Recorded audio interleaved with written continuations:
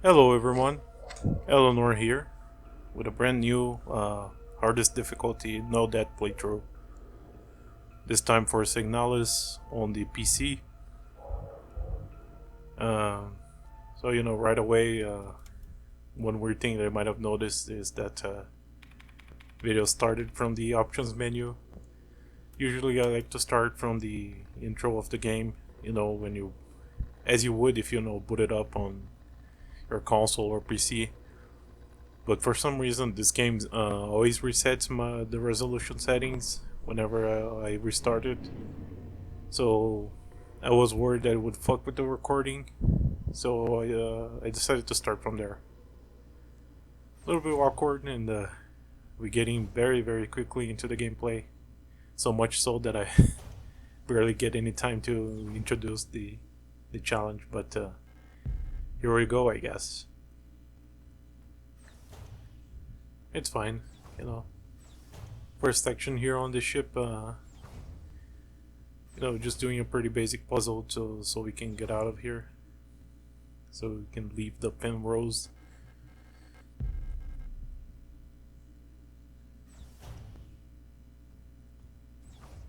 We gotta grab that photo, gotta grab some duct tape and the broken key card so we can leave the ship. And fix the broken card with the duct tape before. Also, yeah, I'll be showing you all the solution to the puzzles. In case you're using somebody might want to use this as a walkthrough. And the solution to some puzzles remains the same from playthrough to playthrough. Not all of them. So theoretically, you could you could just memorize some things and skip certain sections of gameplay. But I thought it would look confusing, so you know just decided to include everything. As close to like a perfect playthrough as you could get.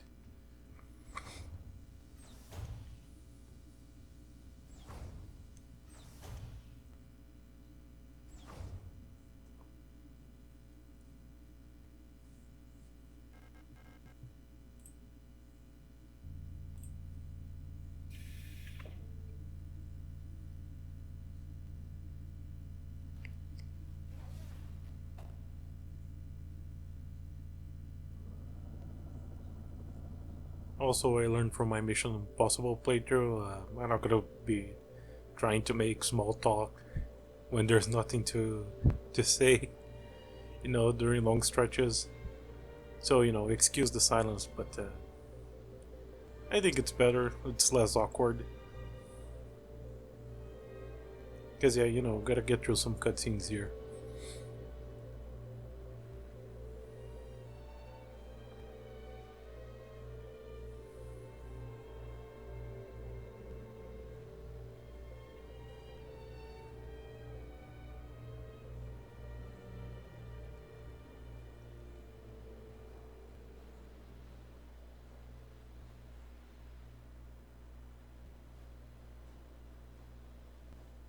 No, I guess one thing to say here, there's a couple of these like first person sections. Not that many, but kind of a weird thing that you have to mash the action button to move forward. When I first played this, I got stuck there thinking that the game was like crashing or something. But no, just a little weird design decision. Not a big deal or anything, but I don't know, something I thought I'd mention.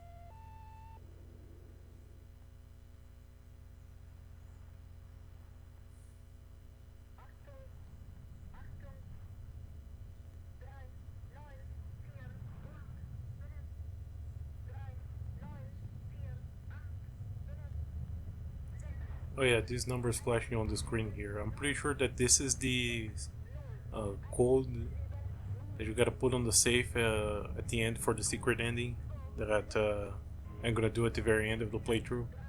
I'm gonna do like both the regular ending and the secret ending. Because the thing is, like my reasoning is the secret ending. I guess is the 100% ending because you get like a few secret items before you can unlock that.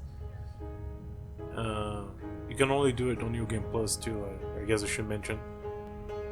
Uh, again, if anybody gets interested in this game from this playthrough. But yeah, there's an ending that I don't know if it's the true ending. I guess maybe that's what the fanbase considers it. I don't know. But you can only get this ending on New Game Plus. But yeah, um, as I was saying, uh, that would be like the most 100% ending, I guess. But the thing is that it also skips the final boss if you do that. So I mean, I guess I could have went a little bit easier on myself because I did die to the last boss twice when I was trying to record this. So part of me does wish that I did an artifact ending run only. But yeah, that's what we have now.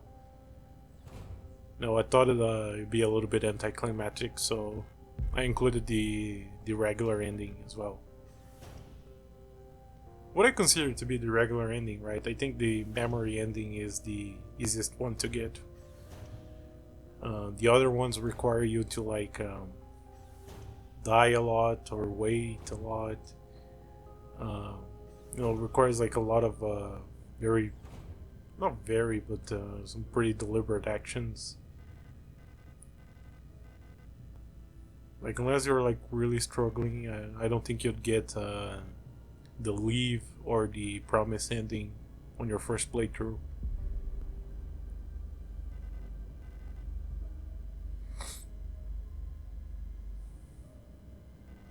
But like for a playthrough like this, the memory ending is pretty much guaranteed, I think.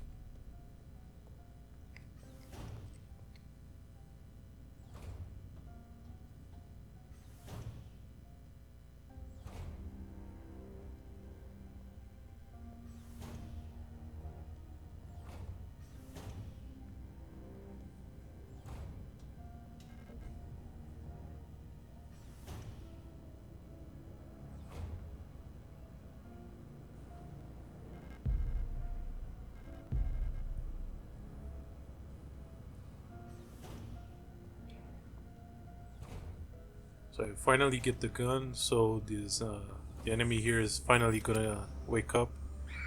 But you can easily run through her, no problem.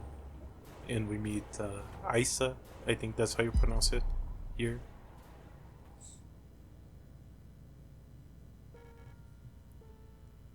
I like Isa. She has the right idea. It's a big old butcher knife. Considering like how much damage the I think Oilers, that's the most basic enemy, the one that we saw in the corridor there. Like considering the amount of damage that they do to us with a meat cleaver, I think a knife would be very effective. Way better than the disposable stone rods that we use. Like you don't gotta carry like four stone rods everywhere we go. Just one knife would be sufficient.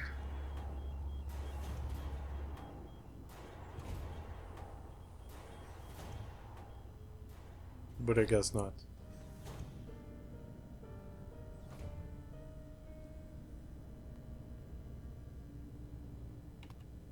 Oh yeah, this code right here. That's what we got in the room there with Isa. And this code, I think it's... I don't know, I'm pretty sure it's the same for every playthrough. That's another thing that theoretically you can memorize and skip that part there. I never tried it, but I don't know, I would assume that it's possible. Unless like the game doesn't let you use the number pad there until you visit that room. But I don't know.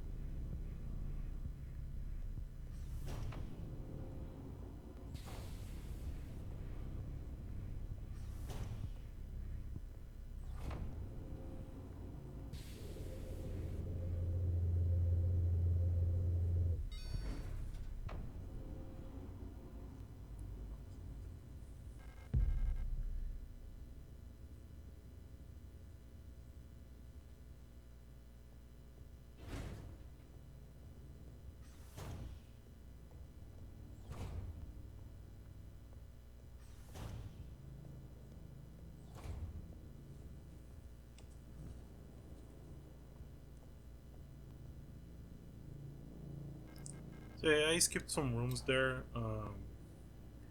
Because we're still like in the tutorial area, and the only thing that you get there is a couple more tutorials, which I don't need. So if you're wondering why we ran through those rooms, that's why. Also, there's just a lot of like inaccessible rooms in general in this game, and you kind of memorize them if you played it enough. And yeah, the lockpick puzzle there. It's just kind of trial and error. You just gotta line everything up in the middle there.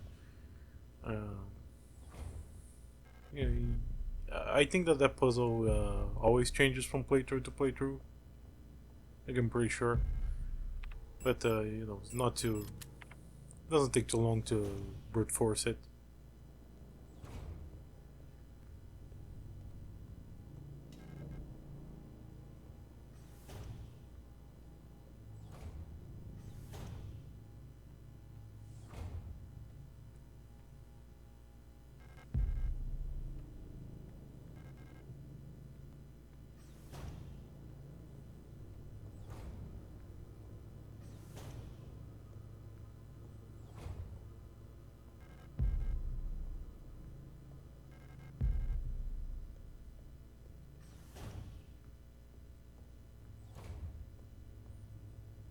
Also, yeah, get used to me like backtracking to the save rooms just to store the extra items that I picked up that I probably don't need. But you better be safe than sorry, and I just can't help it. I don't know for a fact that I end this playthrough with a lot of items that I didn't use, but the brain is just kind of hardwired to grab everything. Except for the auto injectors. I actually didn't know that the auto injectors could be used as healing items. Um, I might have allowed myself to use them if I knew that, because the main function that I was aware of is that it resurrects you if you like have it equipped when you die. But I thought that would go against the no death playthrough, so I decided not to use them. It was only later that I learned that oh yeah, you can use them kind of like the first aid spray on Resident Evil. Just heals you everything instantly. That would have been useful, I think. Also, yeah, I'm gonna kind of ignore the NPCs, but well, for some reason I decided to let the cutscenes play out. I guess if I was gonna do that, I might as well have talked to the NPCs, but it's too late to change that now. Another thing to mention is this game remembers the position of enemies in the last room that you were in. As you saw there, like she was pretty close to the door. So gotta be careful if you like have the enemies right behind you as you enter another room that you have to go back to. Because might bump into them, and you take a lot of damage on survival, even from a little bump. So gotta be careful.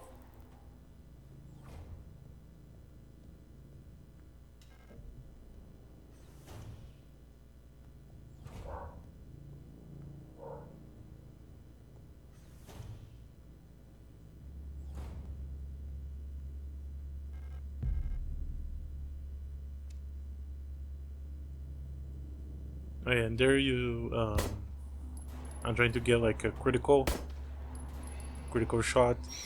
If you like hold the aim for a little bit, it increases your chance to get a critical shot. You see like the little square getting smaller.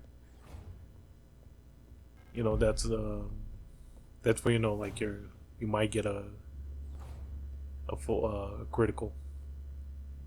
I mean, it's possible to get one from like just shooting it immediately, but it raises your chances.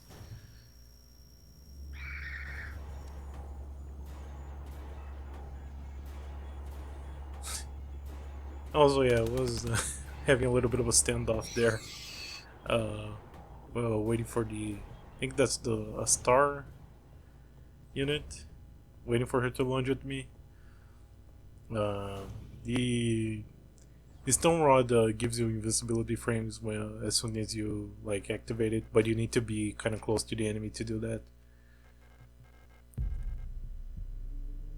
Also, like another tip, if you get interested in playing this game from this playthrough, uh, don't don't be afraid to use your stone rods on single enemies.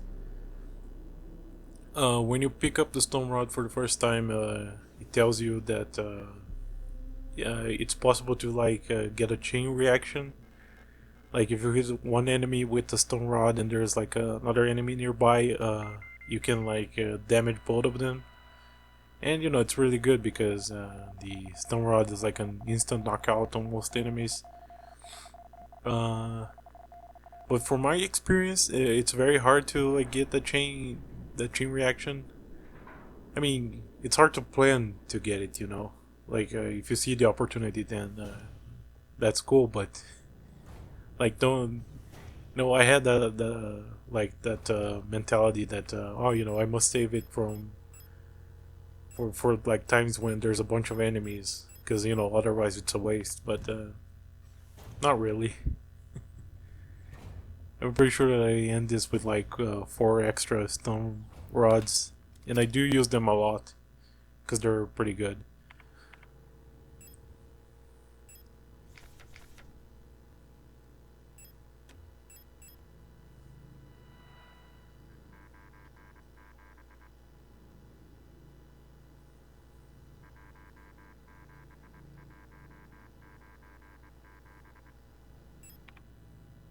So yeah, first of many radio frequency puzzles. Uh, they're just pretty straightforward. You know, just tune into the frequency and it gives you the code. But you know, later on, they add a little bit more complications to that.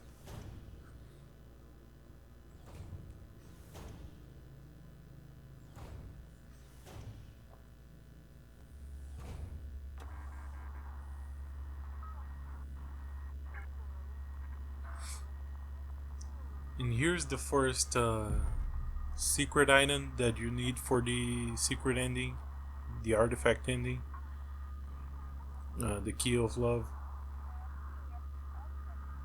The way that people figured this out is pretty insane.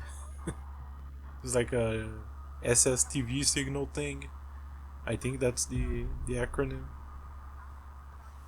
Uh, but yeah, you can find a video of it. It's pretty cool, pretty crazy that thing to put into a game for like a secret ending.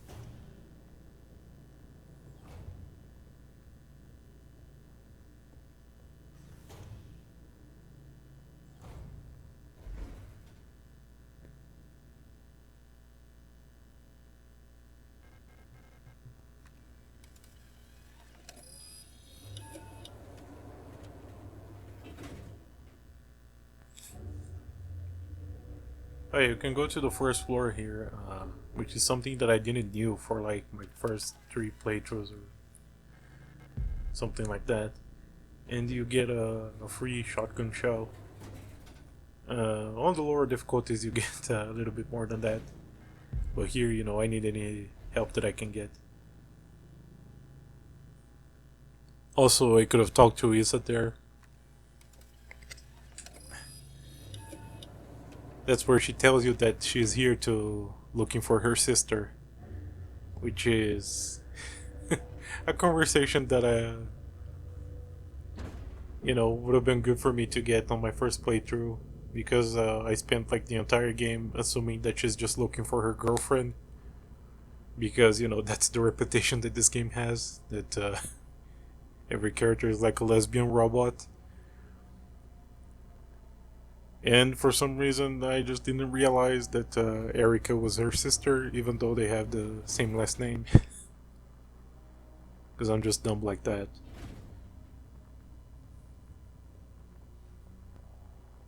She might have mentioned it in some other line of dialogue, I guess, but I'm not very perceptive. Just ended up with like a reverse of the Sailor Moon cousin situation.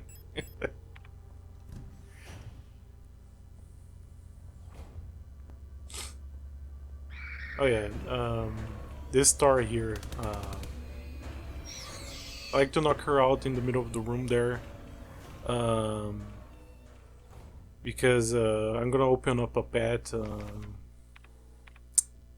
that kind of circles around the area here, and reason why that's good is because this game does have a mechanic where enemies can resurrect once you knock them out. You can prevent that from happening by like burning their bodies with flares, but that's a limited resource. But that star in particular, you can prevent from ever resurrecting by just doing what I just did. It takes a little bit longer to navigate this area, but hey, you save up a flare, I guess. Also, the water pump puzzle. This one is always the same, but it's not too hard to try and error it.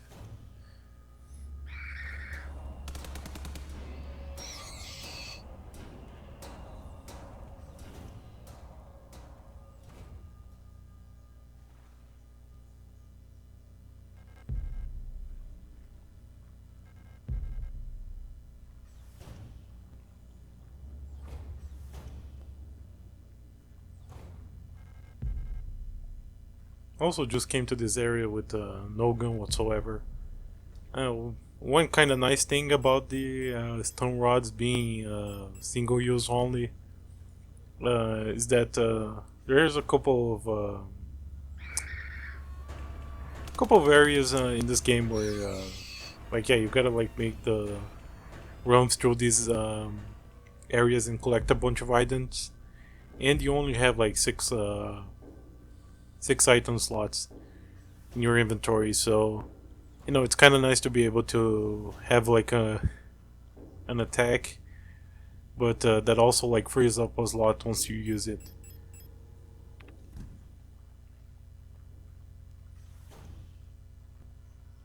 Because yeah, here there's a bunch of stuff to collect, and I don't want to keep coming down here, because it's a tight corridor, and there's those star enemies there, and they do a lot of damage. Don't want to spend resources.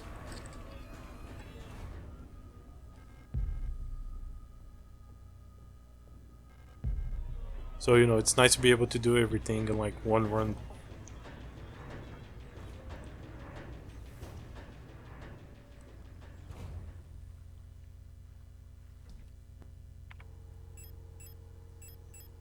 Oh yeah, and those enemies that you saw coming out of the ground there,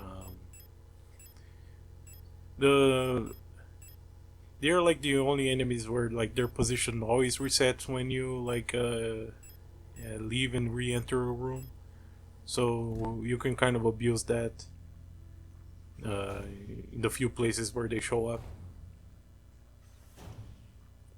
Like you don't gotta like keep waiting outside the door for them to move back to their original positions.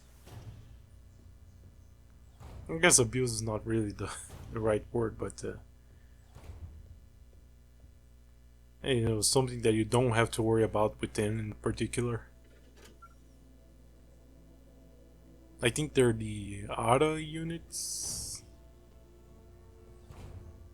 I can I know what the all the I know what all the units look like when they're normal, but they're like enemy forms. Uh, I can't keep track of it. So if I get one of them wrong, yeah, just leave me alone, okay? Don't nag me.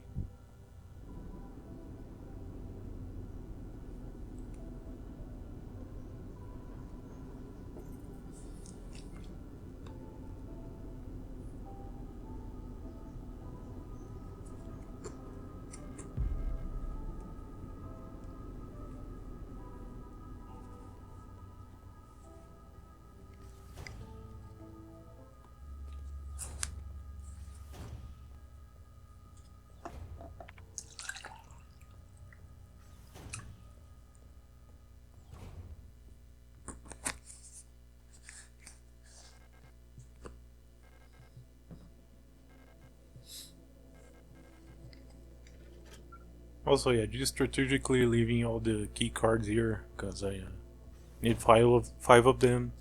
So every time I run through this area, I just like to leave one of the key cards there just to free up more inventory slots.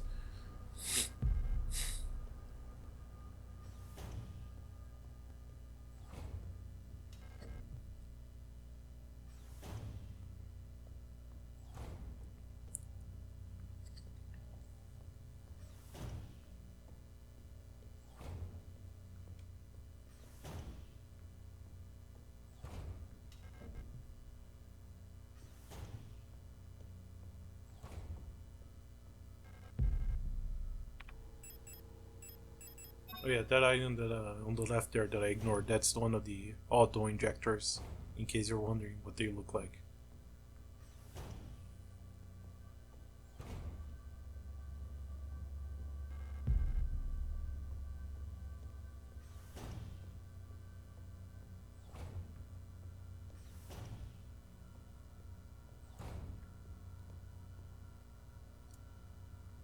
Okay, so just to be clear, most puzzles I'm gonna do the intended way, but I'm gonna make an exception for this one in particular because it's kind of annoying. You saw there was like one key card there is stuck on that skull, or is a rock. God damn it! Should have been paying more attention. But yeah, you need to like write the pattern that you saw on the card on this on like a blank card that I got on the I got on that flooded area. Uh, and what you're supposed to do, like if you're not using like a screenshot function or just taking pictures of the screen with your cell phone, which is what I do for this playthrough. Um, like you're supposed to like use an item that allows you to take a screenshot in game, and I guess you're expected to use that in a couple of other areas, but fuck that, honestly. Like with the limited inventory space, I'm not gonna do that. It's just gonna add more running back and forth to the save rooms, which there's a lot of it already.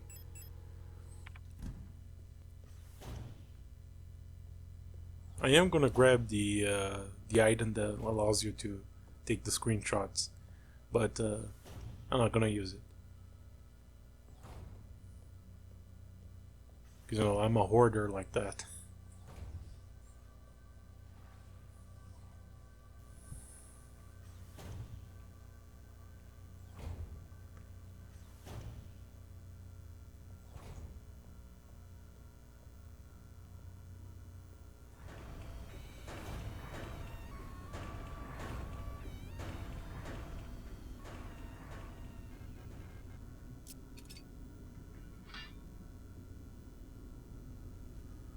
Oh yeah, another nice thing about the inventory in this game is that items that are used to like unlock doors, or like the socket wrench that's used to remove the grate there.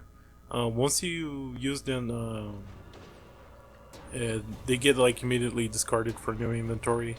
So it just frees up more space.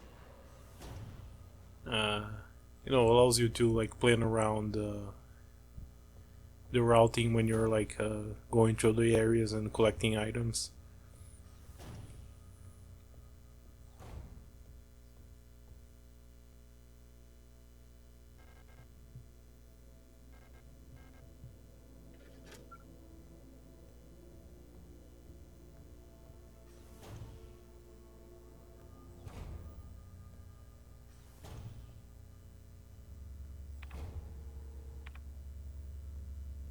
There I forgot to insert the art key.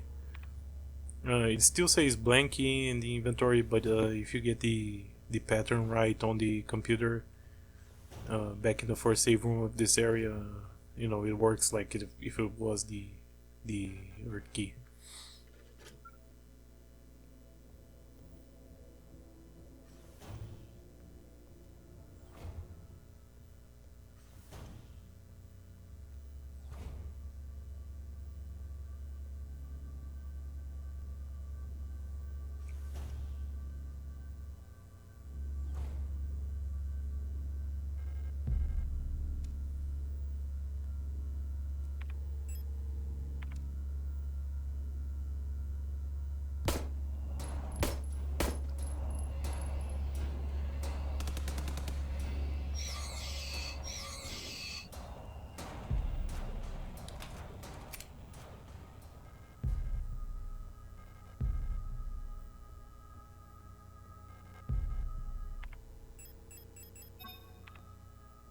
Oh yeah, another tip for you, if you're like me and don't read things too much.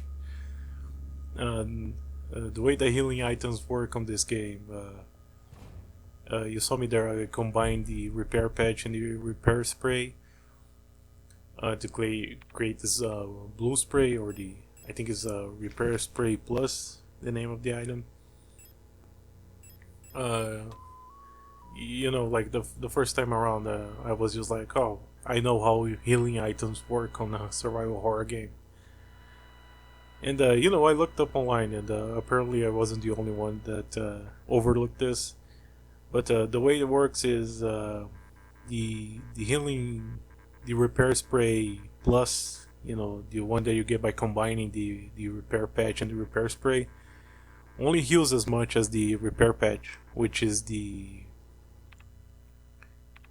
I think it is just as much as the repair patch from what I remember, which is the weakest healing item. But the thing is that it heals it instantly, because both the repair patch and the repair spray, they heal you a certain amount, but it's over time. So it took me a while to figure that out. So again, if you start playing this and you're like, oh, the base healing items aren't healing anything, that's why it's not immediate. Also, yeah, here the second radio puzzle. Um, Here it's a little bit more obtuse. It gives you like a cipher with the letters and the corresponding numbers, and then you gotta figure that out. Not too hard, but that one does change from playthrough to playthrough. And also that eyeball thing that I got from the safe there, that's the item that takes screenshots for you.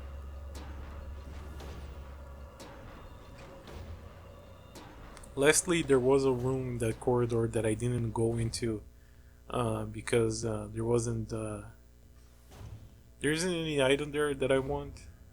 There might be like an auto injector there, from what I can remember.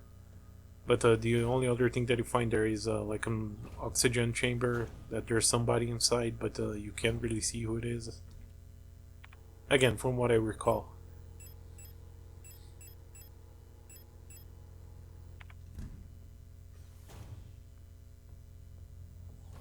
Also, yeah, there I removed everything just to be safe.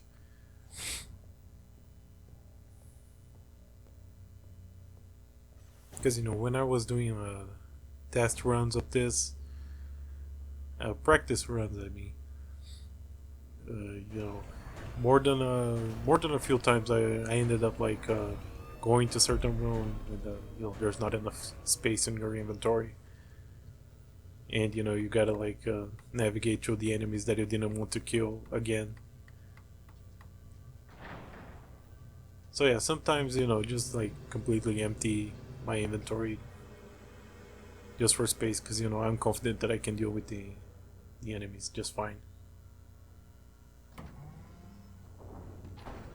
Also, yeah, that puzzle I memorized the answer to it, but you know, it's not too hard to brute force it. I mean, you're intended to brute force it. It just keep telling you you know, if you need to like increase or decrease the amount of air or gas, and you know, you just kind of figure it out based on the panel there, the way that the indicators there light up.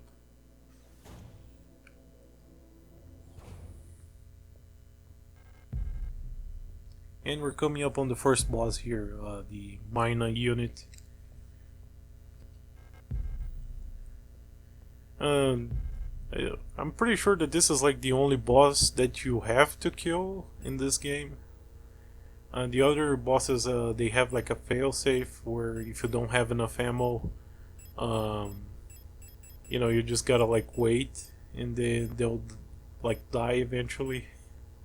But this one, I guess, since they do give you like a bunch of ammo, both in the room before it and in the boss arena, they're like, oh yeah, this one you have to kill.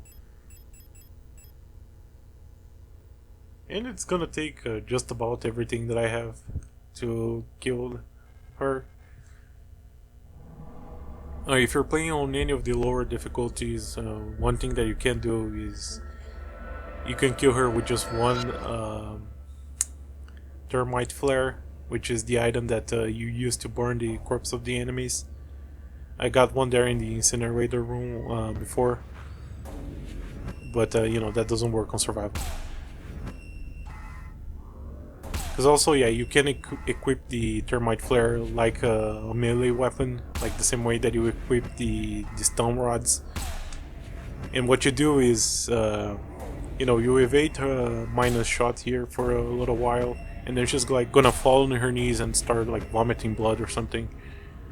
And on the lower difficulties, you just run up to her and mash the aim plus the melee attack button, and you know, you just shove a flare up her face, and she dies instantly. You will take some damage, but it is an instant kill on her. But yeah, you can't do that on survival. You just gotta shoot the shit out of her.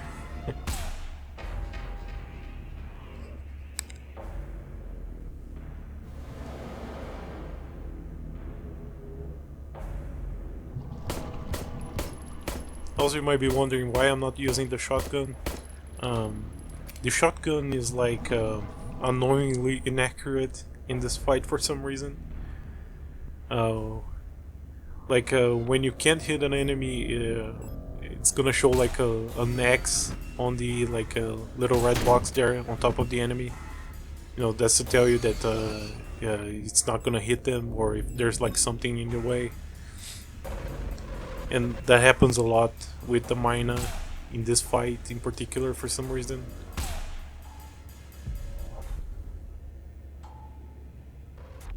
Also, yeah, the Mina does summon some Aras, and you gotta take care of them. And that's why I bring in the shotgun,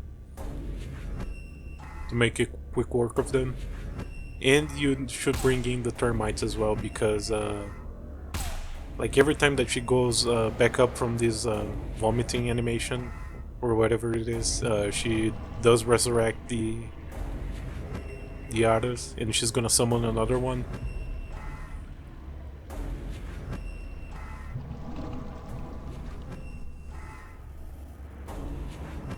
Yeah, there I missed the cycle. Oh god. So yeah, I'm about to die here just from one hit. So yeah, just to show I wasn't lying when I say that damage. Like, this game does not fuck around with the damage on survival. And yeah, as you saw there, you know, the repair patch didn't heal me instantly. It takes a little while. I guess it's that way so you don't just like tank a bunch of damage in certain fights.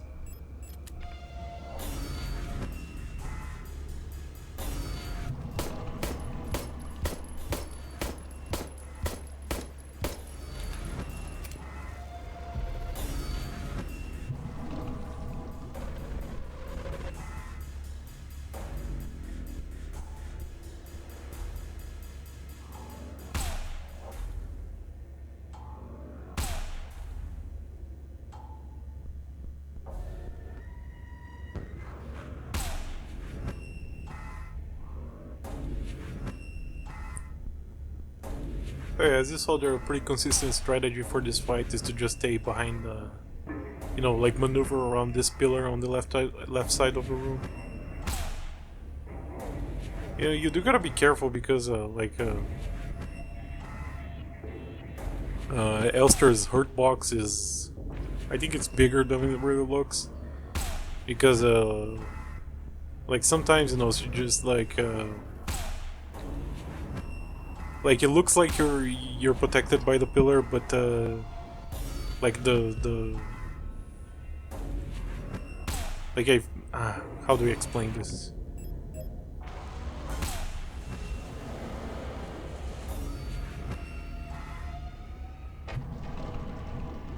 Oh damn it! I couldn't even hit her. But yeah, like you know, in her aiming animation, like the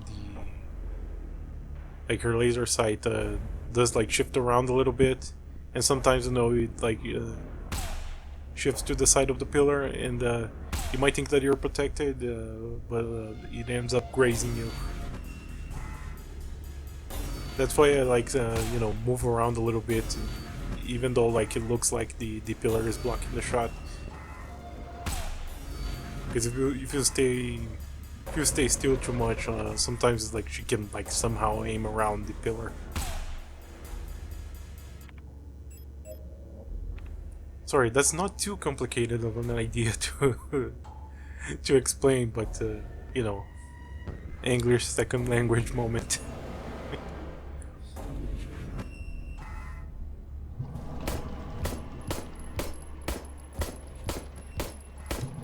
Because you know, that's what I do in my channel up to this point. It'd be silly to start making videos in Portuguese now.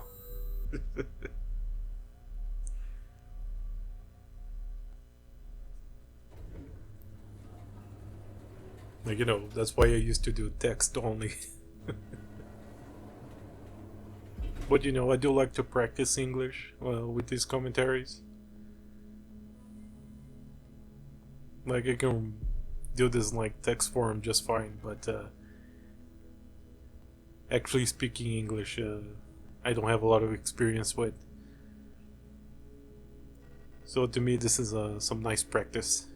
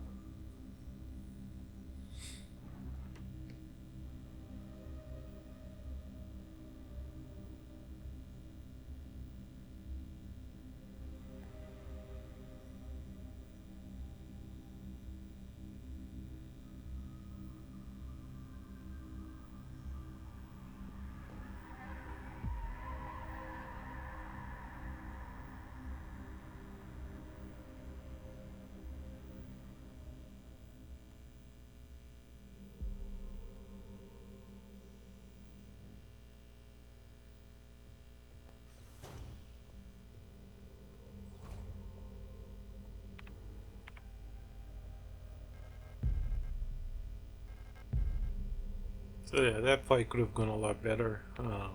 I'm at yellow health already. I mean, ended the fight in yellow health. Not ideal.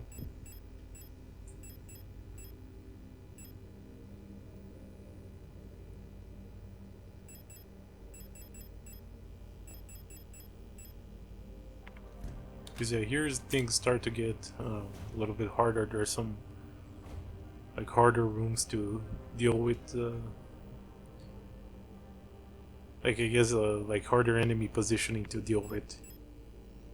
And I stupidly decided not to heal, which is very risky on Survivor there. Like I don't know how damage really works in this game, but like I swear, like there were rare situations in my like practice runs where I was at like blue health and I got one shotted by like the basic Voila enemy.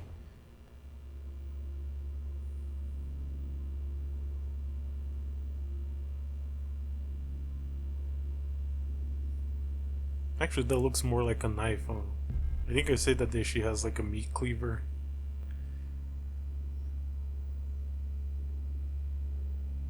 I guess I just assumed it was a meat cleaver because of the like the one that you see like chopping the meat at the beginning.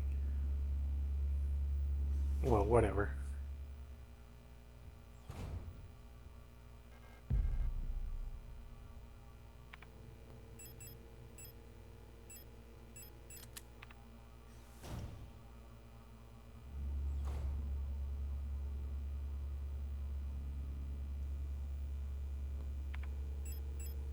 Okay, I do heal here.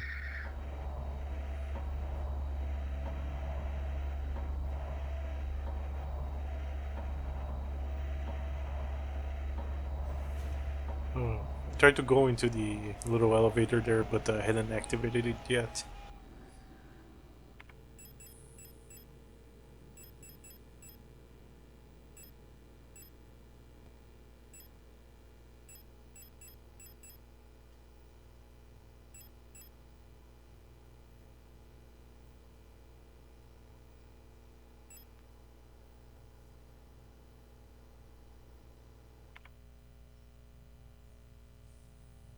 So I was hesitating here because I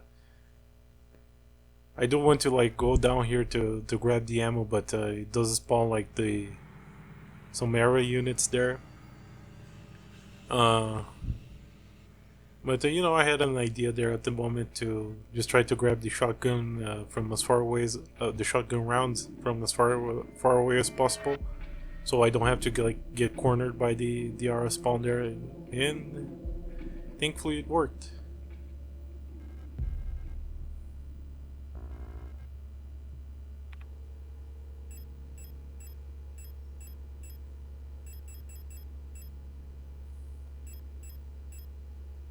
Yeah, here I poorly managed my inventory, so I can't grab the repair spray there.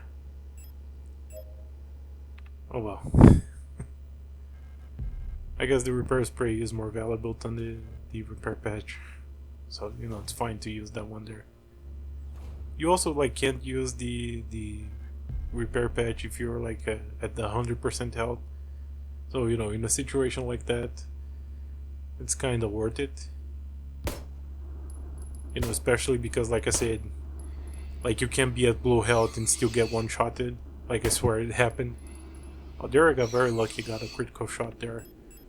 Without even having to like hold the aim for too long. And yeah, I'm gonna flare both of these oilers because I do run through this room quite a lot.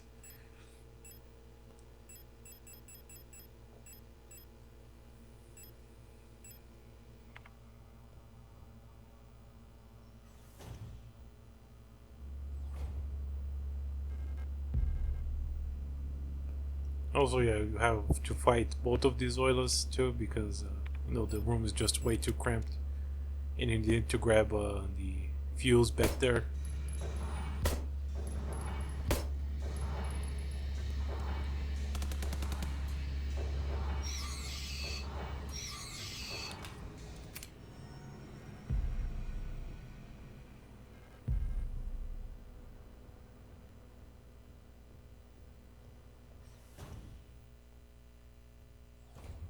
So yeah, here I was supposed to bring in 3 flares, but I only brought 2 for some reason.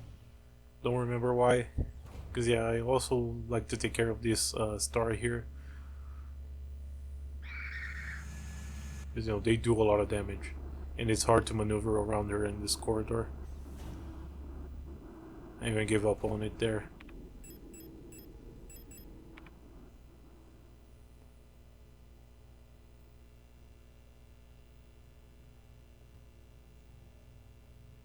Because here, I was also debating whether or not to try to knock her out. Because yeah, like if she gets up on the way back when I do bring the flare, I might have to like knock her out again.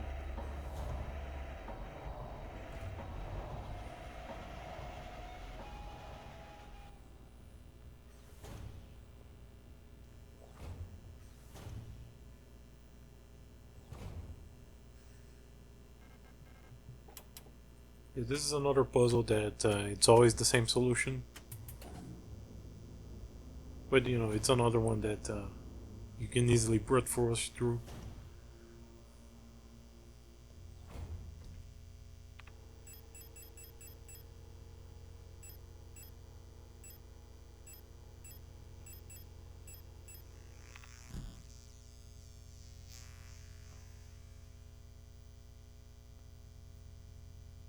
Don't know why I paused here.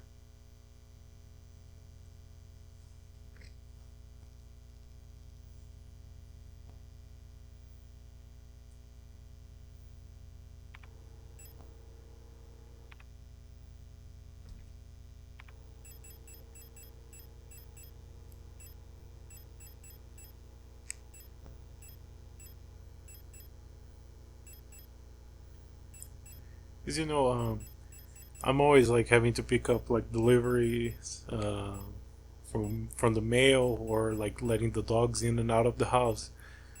So like sometimes I'm like recording these playthroughs and I see myself I do like pause for a little while, but this was a couple of weeks ago, so I don't really remember. Because that's like sometimes looking back at the footage and it's like 5 minutes of pause or something like that. I mean, not that long, but conspicuously long pause. And I feel like I have to explain because the challenge is running through the entire game without dying. So I don't know if anybody would really care considering how small the channel is, but I do care about the integrity of the playthrough. So I don't want anyone like doubting that it was done in one sitting, I guess.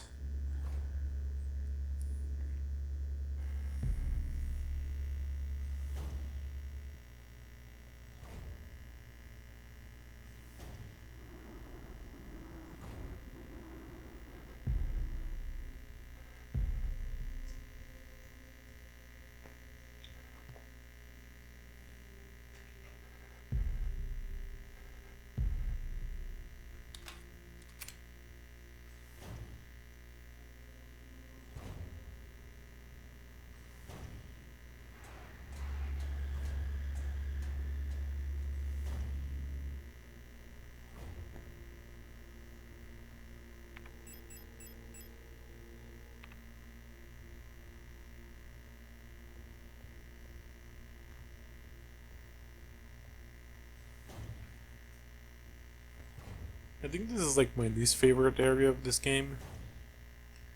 Because like it really feels like you're just like opening door, like getting key cards to open doors, so you can get more key cards to open up more doors.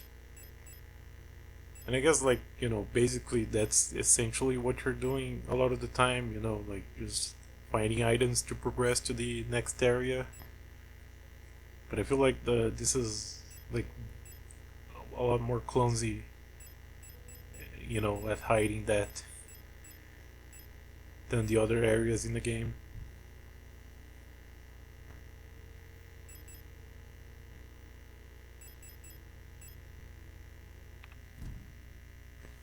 Like it makes it a little bit more noticeable than elsewhere.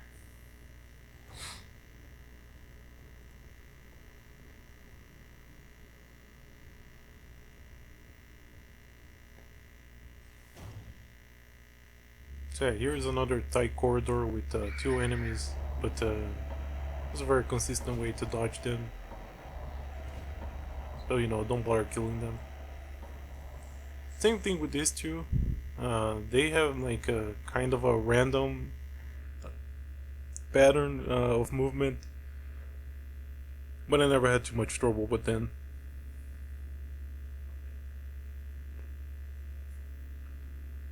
Like the in like the 4 or 3 playthroughs that I did of this before this one where I failed, like these two stars in particular, like they would get like stuck on each other, like get stuck like looking at each other's faces, and I was just ready to make this hilarious commentary, about how like even the like corrupted zombified enemies are gay in this game. But of course, this time around, it didn't happen. Though I guess it kind of looked like they were dancing with each other there. Their random movements. Oh hey, I got to make my haha funny observational humor after all.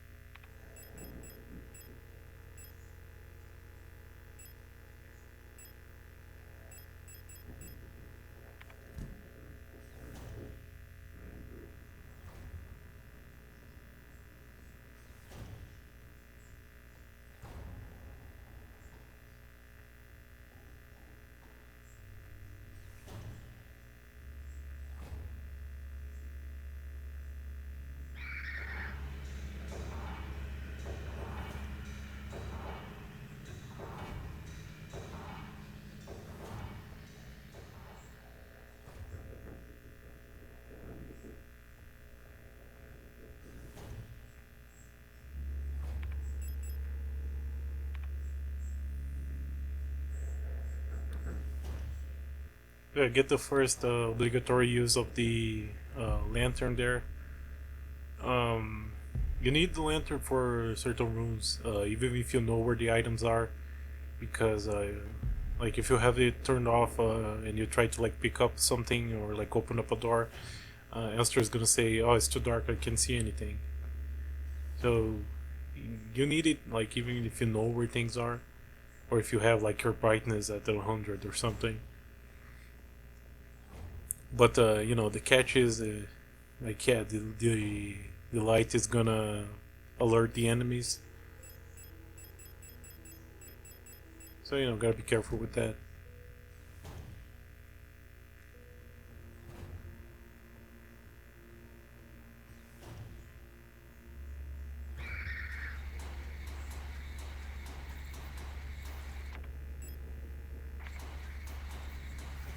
Yeah, here we get the first colibri of the game. It's a very weird enemy. Because he like glitches the screen like that. But it automatically turns on your radio. But and what you gotta do is you gotta like chase the frequency that flashes on screen. Uh, and, gotta like keep tuning it up and down, like chasing the high pitched signal. If you do that, you can kill them without firing a bullet. Which is, very, very useful because when they're like blasting their frequency at you, uh, like they spawn a bunch of like fake targets in the area. So even if you're tempted to just like brute force your way through, it can be quite difficult.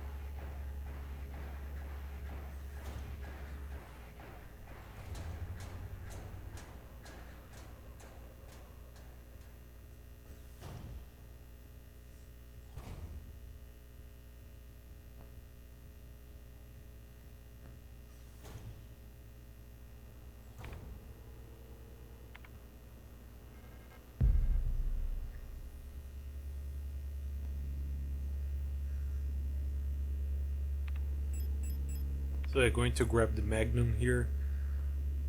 Uh, this is technically like a missable weapon. Because you gotta get the hunter key. I think it's like in the same room that you get the Iceland key. I was talking about something else at the time, and I forgot to mention it. But yeah, very, very useful weapon. It's my weapon of choice for the final boss. Because it does do like big damage, and there's a decent enough amount of ammo throughout the game. Like there's technically weapons that do more damage, probably better for it. But I don't know. The final boss is weird. Like there's a bunch of like it has multiple phases, and I'm not really sure if the damage carry over between the phases. Like sometimes it seems like it does, sometimes it seems like it doesn't. So some of the stronger weapons they have more limited ammo, and like there's a limited amount of ammo that you can carry. Like even if you have a bunch of them in the red box in the safe room, like you can only take so much into battle. So yeah, I'm gonna like hoard a lot of the revolver ammo for the final boss.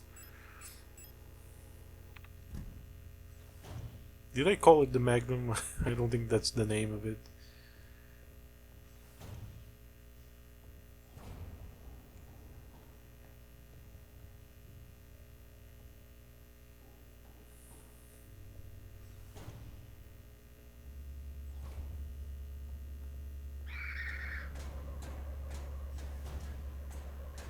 But yeah, I think I hoard way too much Magnum.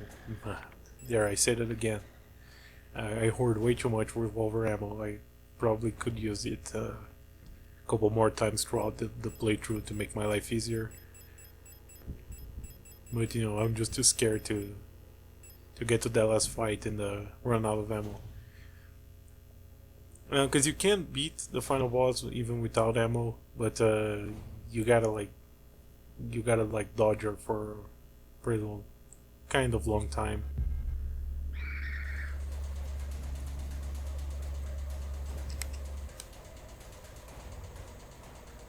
And yeah, in my failed playthroughs, I ran out of ammo, and she killed me twice. Like it's not super hard to dodge her, but at the end of a 3-hour playthrough, I'm a little bit on edge.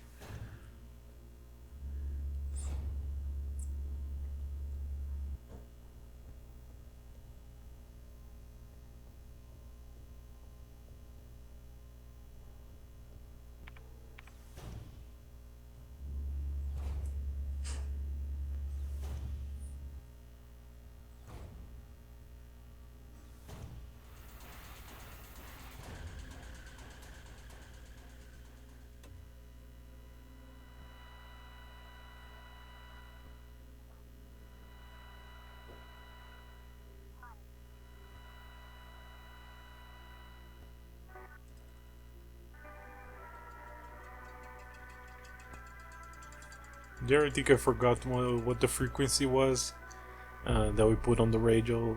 That was on the radio there when we put the tape in one of the rooms a little bit before this. So I was just like going up and down the signal trying to find trying to see like when the the owl container would start to move.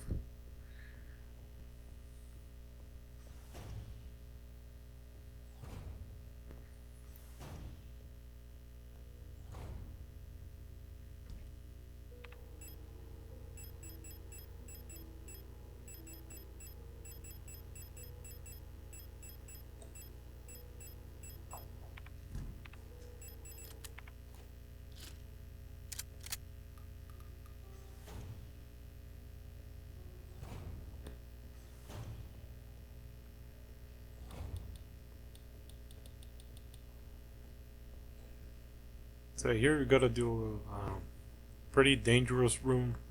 This is for the true ending. You do get a little bit of supplies here, but yeah, there's like 4 enemies here, and it's dark. And there's one of these annoying star commanders with the shield. Probably like my most hated enemy in this game.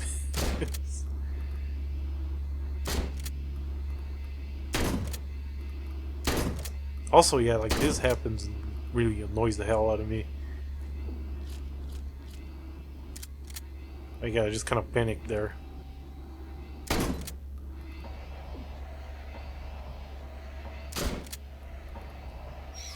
I got very lucky here.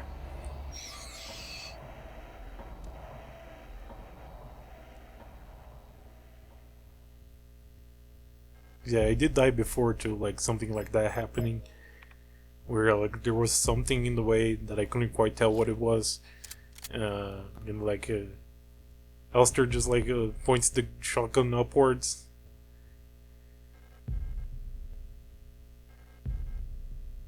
Like I don't know why they allow you to like even fire when when you're in the middle of that animation. It seems kind of weird. Also, yeah, here's the second secret key for the artifact ending. Yeah, like I was saying, I don't know why they even allow you to like fire the shotgun when she's like pointing upwards like that. No, it seems kind of weird. Like the idea is, oh yeah, there's something in the way. I can't like point the shotgun forwards, so gotta hold it upwards, but I'm still gonna fire it. Just a little annoying thing, I think.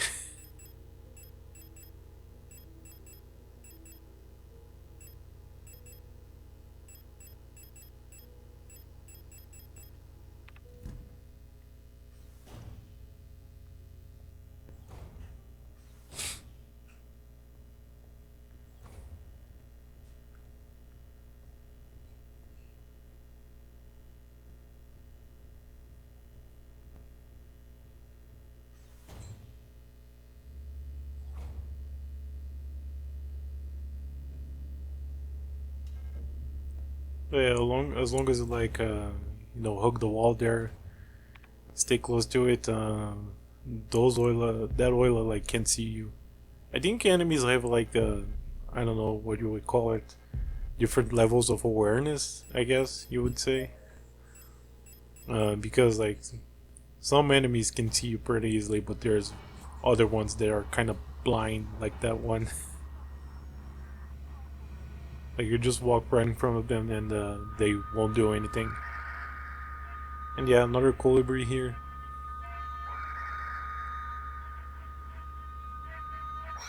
Just chase the signal.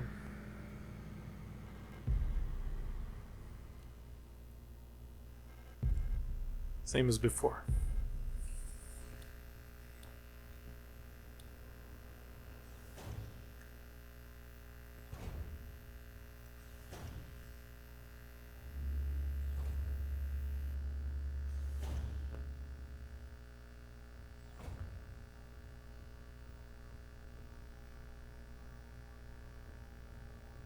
Also, you might think that wasn't what I was saying about the, the awareness of the enemies might be like related to their, what unit they are, but not really,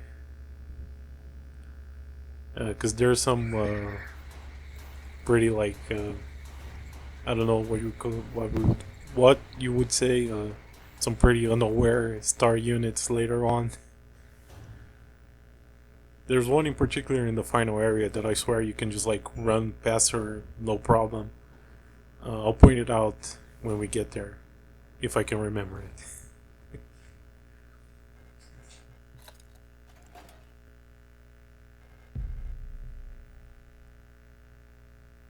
Coming up here on the final key card puzzle of this area.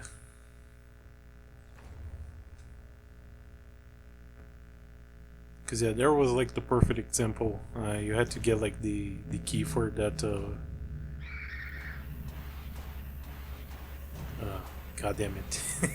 I don't love the name of that. Forgot. I would know the name in Portuguese, okay, just not in English. But yeah, you saw me get the key card there. But like, yeah, you need the key to get another key. Like that, that kind of annoys me a little bit. The only thing you get out of it is just another key.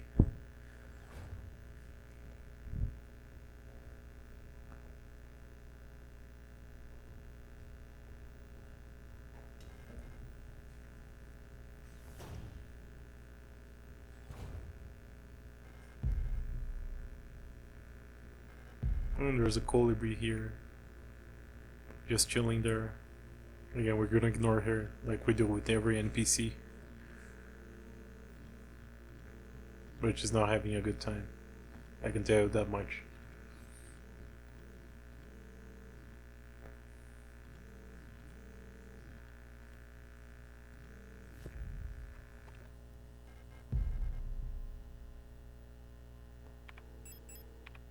So get this dial here for a safe in one of the rooms above. And the solution to that puzzle is here. It's like, yeah, you need to align then the way that all the planets and the stars there are aligned. And the first one is at a fixed position in the safe that we're gonna open. So use that as a reference. Of course, I don't have to because I memorized it. But I thought I'd show you where you get the solution.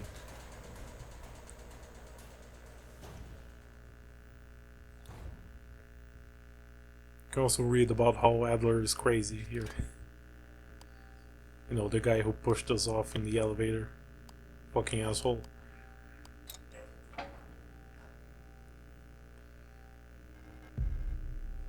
And yeah, we're done with this area now.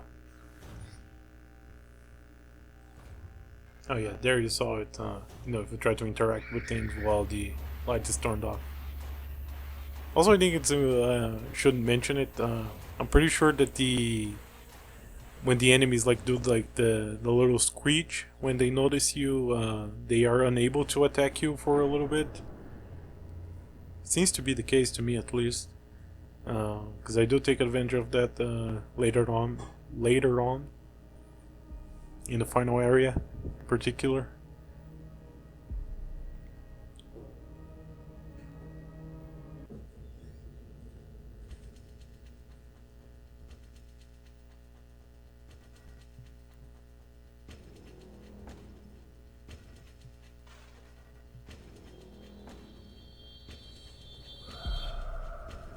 Oh, poor Isa just lost her knife. See, it is very effective. I told you. No, why can't Elster just shank some motherfuckers? Will make her life a lot easier.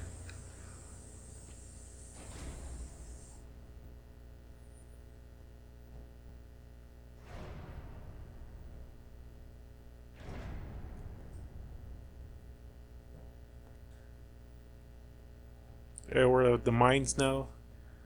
I know there's not much to find here, so Like there's a lot of like locked doors. There's a uh, there's some ammo hidden here and there. We're gonna get, of course.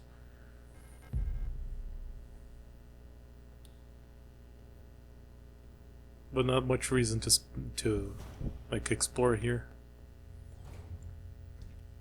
Oh, you know, unless you want to be depressed.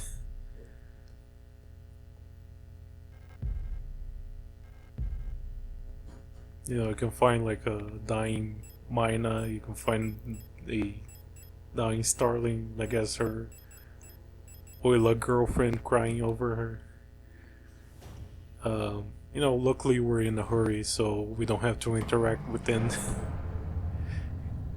and get more depressed.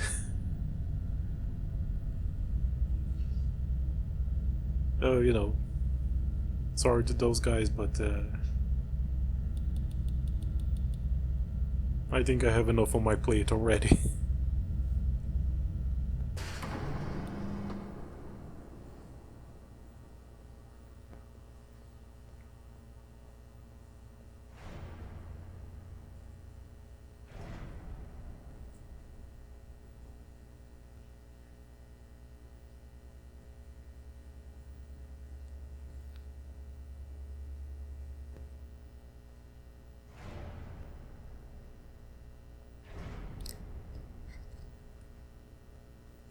Also, yeah, this area does introduce you to the razor wire that you need the flashlight to see and maneuver around. It's not going to be relevant immediately, but there are some rooms later on that you gotta navigate around it. Also, yeah, didn't notice you two up there. So, you know, I'm just gonna leave.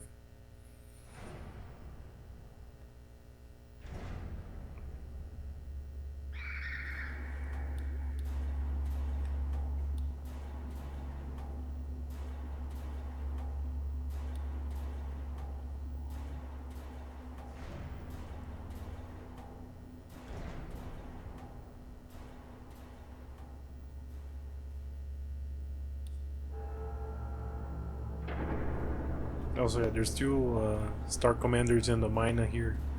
There's no point in fighting them. You just gotta, like, really just evade them until it opens there, because it's a waste of resources.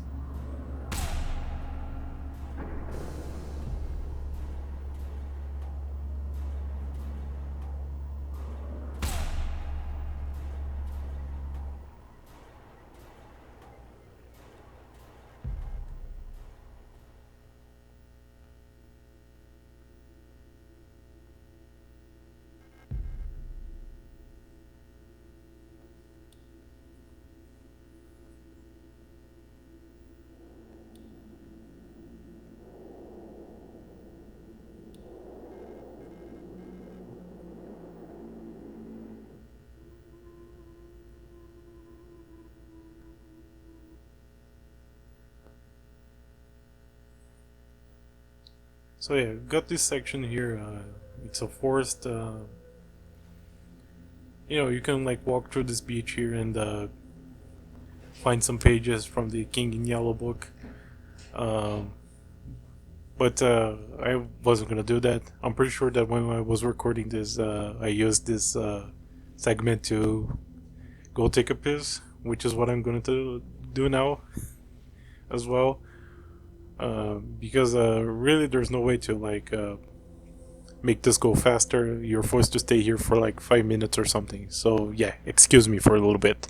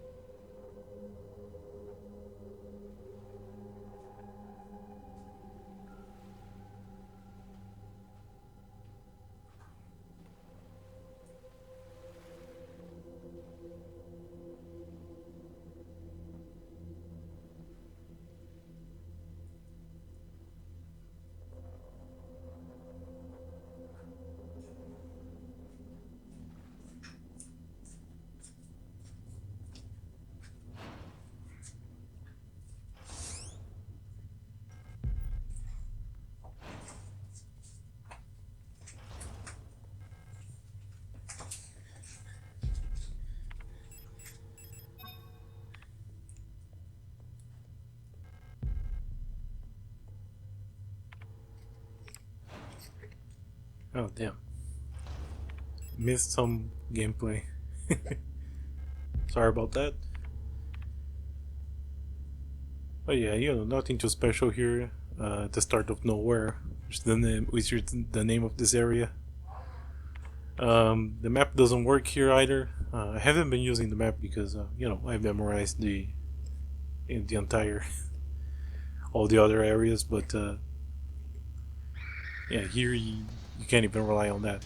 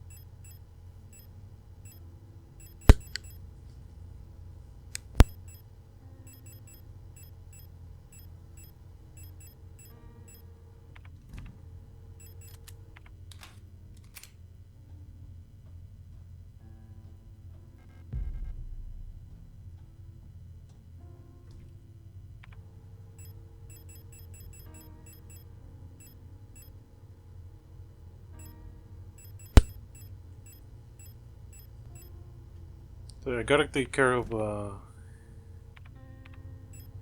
both of those enemies there because again we don't run through this part in here a lot. Here we get the flare gun,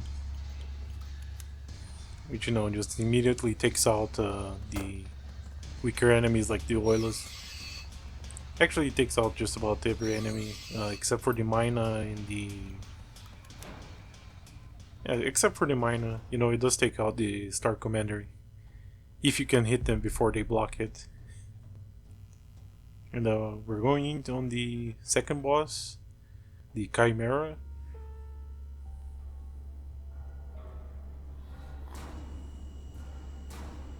But this is the first boss to be on a timer.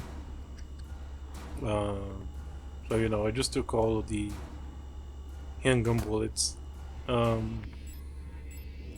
Although it is on a timer, you do like speed up the fight by damaging it. Like I tried to like kill it by just like going to the fight without any weapons, so the game detects that I can't damage it, but it takes way too long. Also, yeah, like from this point forwards, the handgun isn't gonna be that useful, so might as well use it here. Also, yeah, I do like to stagger the shots there, so you can kind of stun lock it a little bit. Not sure how exactly the rules work, but at some point it does start to like just tank through your shots like that.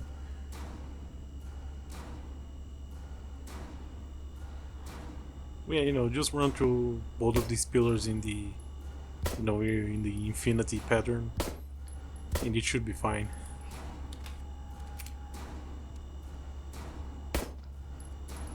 Because yeah, we gotta wait for Risa to get her shit together and shoot it. Because she keeps fiddling with the rifle there. Damn, nice shot. Don't know how you didn't hit Elster, but good job.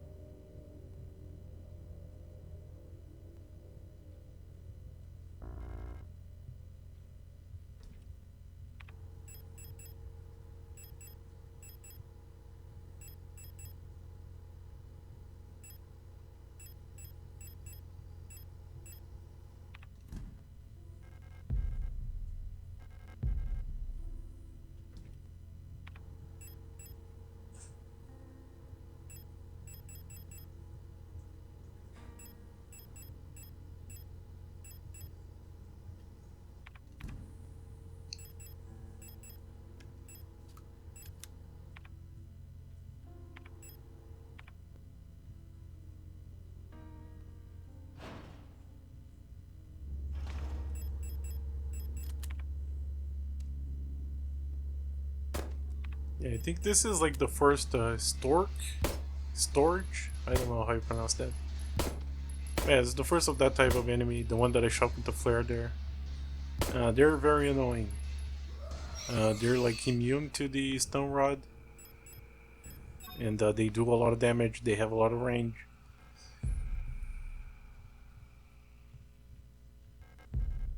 So yeah, take care of them as quickly as possible whenever you see one. Also, I don't think I run through this area in particular a whole lot of times, but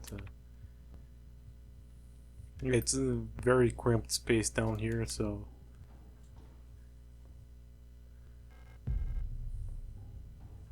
gotta be as safe as possible. Yeah, I don't know if I'm just unlucky or if the enemies in this area have like their damage turned way up. But yeah, this is where like a lot of the kind of one-shot kills happen.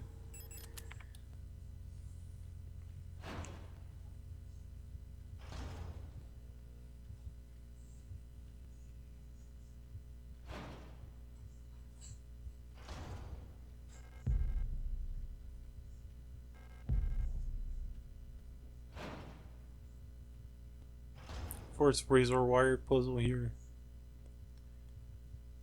That's pretty...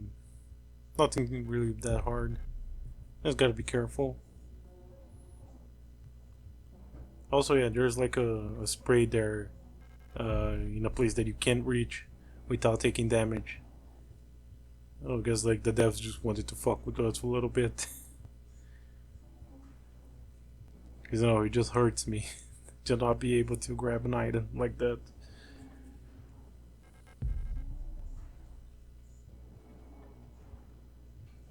But gotta control the hoarder impulse a little bit.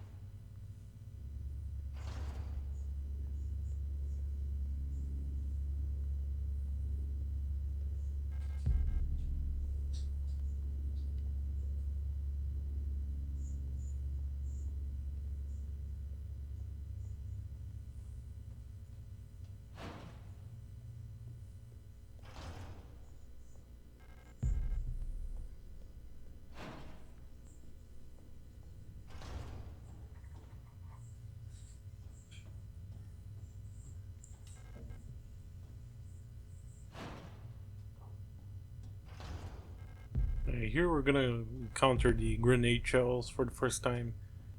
And I just gotta say, like, this is like the worst weapon in the game.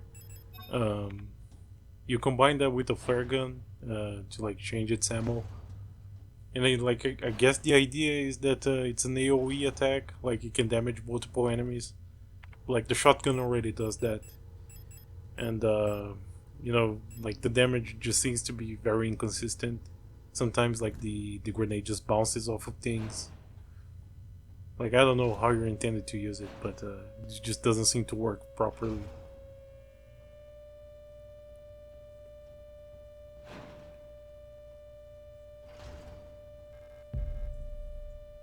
So yeah, there's a bunch of like locked doors that we've been running into this area for a while, and they all have like these patterns like you're seeing there in the keypad there at the bottom. And what you're supposed to do is you turn on your radio and you change the frequencies, and you see the pattern being drawn there in the monitor, and you just match that to the whatever symbol is on the door.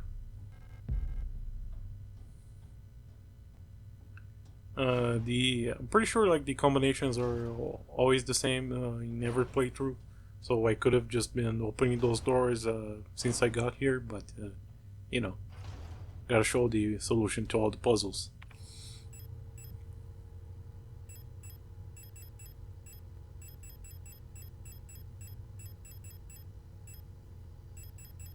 Let's see. Oh, judging from the items here, I think I'm gonna do the razor wire maze first. Because yeah, there's another maze of the from that razor wire that you need the lantern to see. Um, I guess you guys call it the flashlight. I'm just making a liberal translation here, saying lantern. So yeah, the flashlight.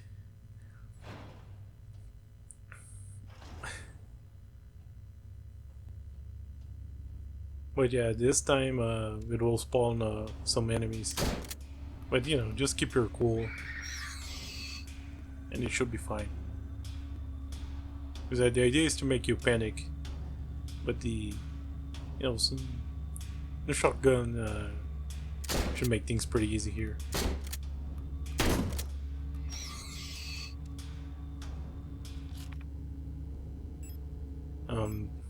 There I don't know what happened. But yeah, and just like that, I'm almost dead.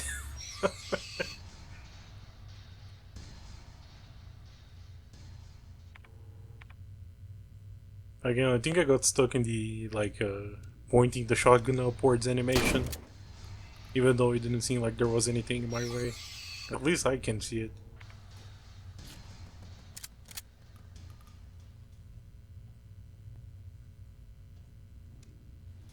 But yeah, it just spawns a bunch of arrows. Aras? I don't know. Thankfully the shotgun seems to be pretty good against them. And luckily we do get a spray here.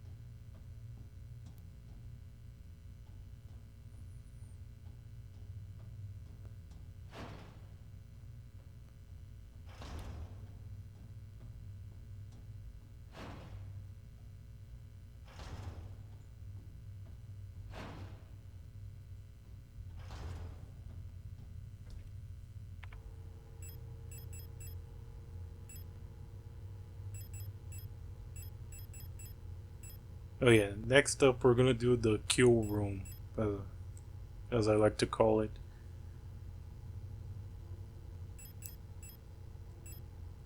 Like if you were gonna actually fight all the enemies in this game, I think the upcoming room is probably like the hardest one. There's gonna be like a Mina, a Stork, and like 3 Oilers all in the same room. And my advice is it's pointless to fight them.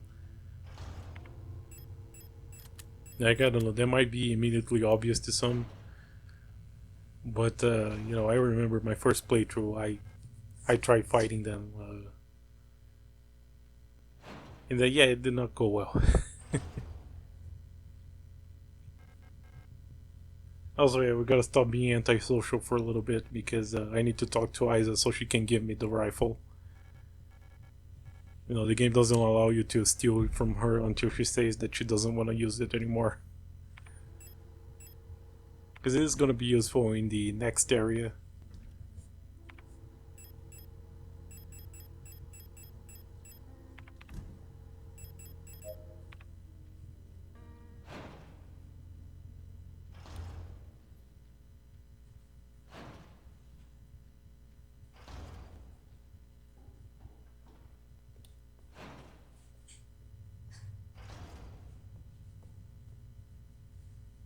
So yeah, here's the kill room. Like honestly, just bring in all of the blue sprays that you have, and just do it like this. Actually, first, it's better to do the room on the left here first. You know, kind of like the same principle. It's a dark room. There's a bunch of enemies here, but like you walk forward until you can kind of see the ring there, and you turn on your flashlight very quickly, grab the ring very quickly, and just get the hell out of there. No, not worth it to fight it. There's shotgun shells in the back of that room, but it's just one in survival difficulty, so you know, not worth it at all. Yeah, took a damage there, and again, I'm almost dying. So you know, as you can see, you know, just not a very good idea to try and fight them there.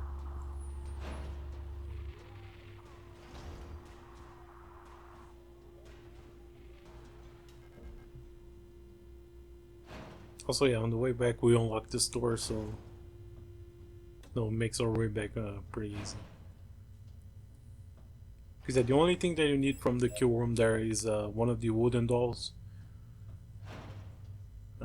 Sure.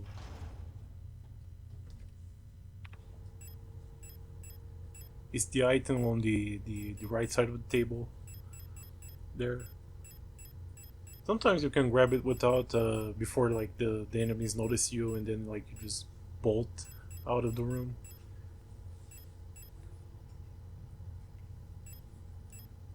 But there I got unlucky and I almost died. Like seriously, if the miner shot me there, I was dead.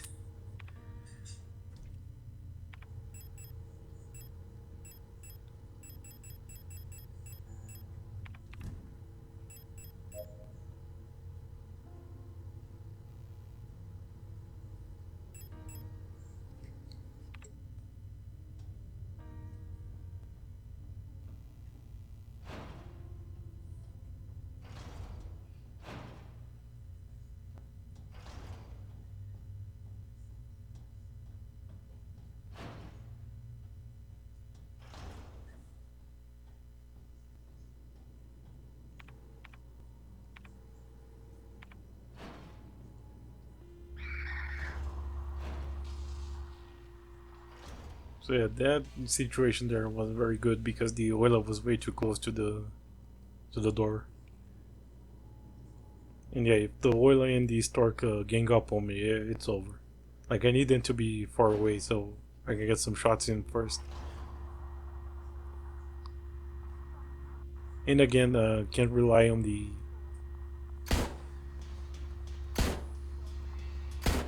stone rod because the Stork is immune to it. And there I opted to use the bullet to finish off the oil on the ground. Ideally, you want to go and like stomp on them, but I wasn't gonna risk it there.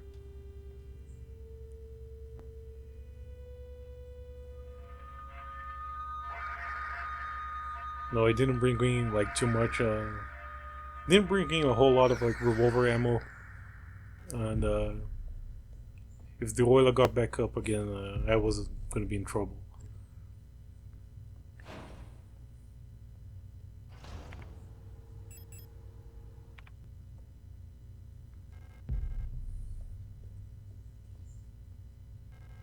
No space to get the grenade launcher ammo there, but not like I was gonna use it anyway.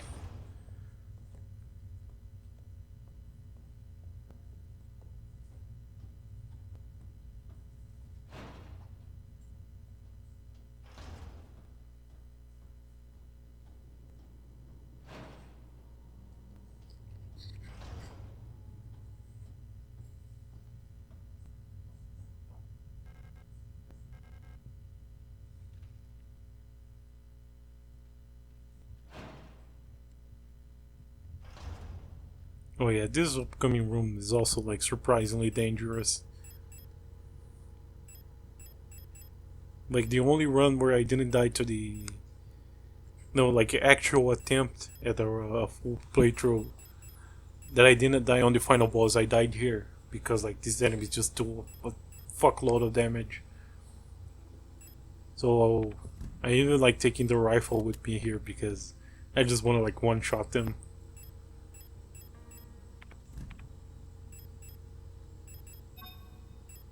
So you gotta combine all three wooden dolls to create something that's heavy enough to, because like you're gonna get like one of the plates that you need to open the door to the next area, but gotta like put in something that's equally as heavy in its place, and that's what the wooden dolls are for. So you get three of them and you combine them, and that's what they're for. But yeah, it's just two oilers, right? Like the most basic enemy. So you'd think that it'd be easy, but I'm scared shitless. I'm scared shitless of this room. See, well, there, I'm getting fucked over. Oh yeah, just running here to like kick her before she can get up again.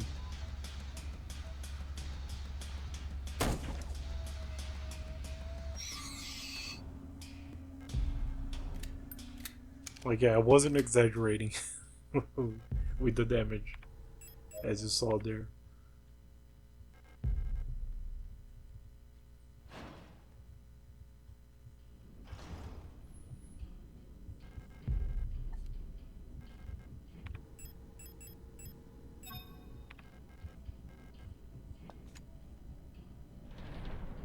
Because yeah, if you don't put the wooden doll there, then the path closes. And this fucking bitch resurrected like the first time that I returned to the room, of course.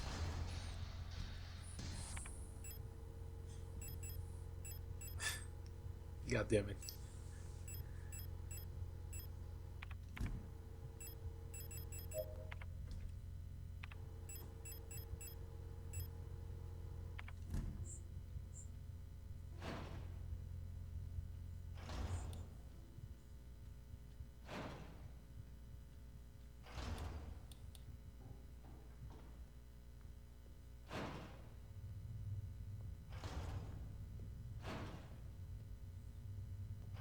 So I ignored this door here when I first came into this area, but you just need like the incense.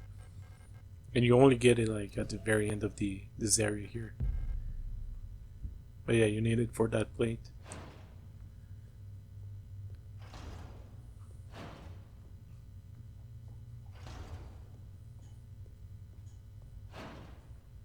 And only one more plate left.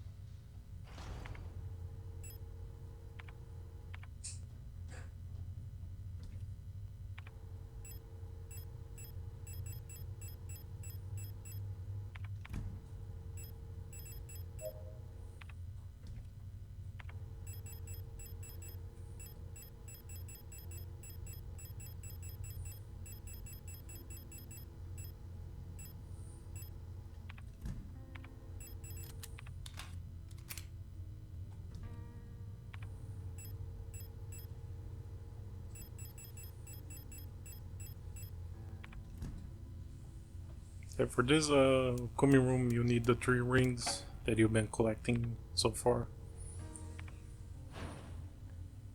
And normally I don't have much trouble maneuvering around both of these oilers, but yeah, I got the pistol just for safety. Because yeah, on the way back they could be in like some kind of awkward position. And you know, again, don't want to repeat myself too much, but don't want to get one-shotted. So yeah, that document that I read just there is the hint for this puzzle. It's like 5 columns, and then like the story of the queen or empress. I don't remember. But yeah, each column represents a finger, and gives you a hint at where each ring goes.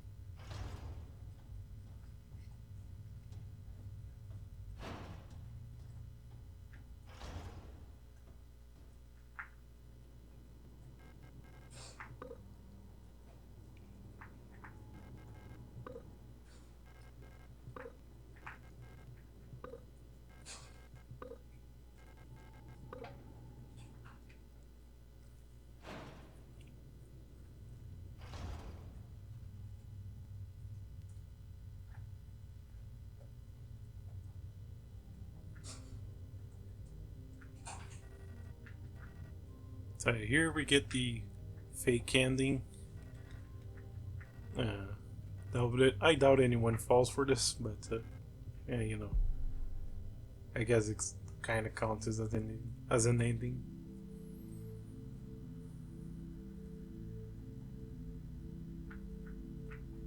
Because I was very confused, like there's 4 like actual endings, but sometimes I see people say like, oh yeah, 5 endings, and I think they're referring to this as one of the endings for some reason.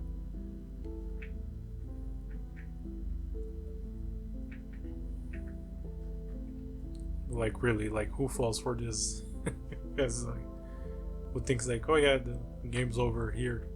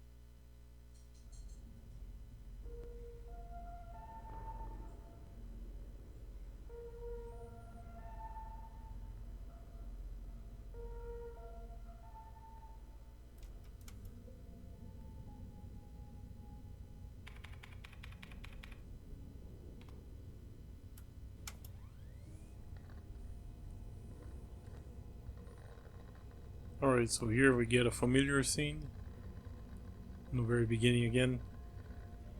Except this time we have a nice little hat.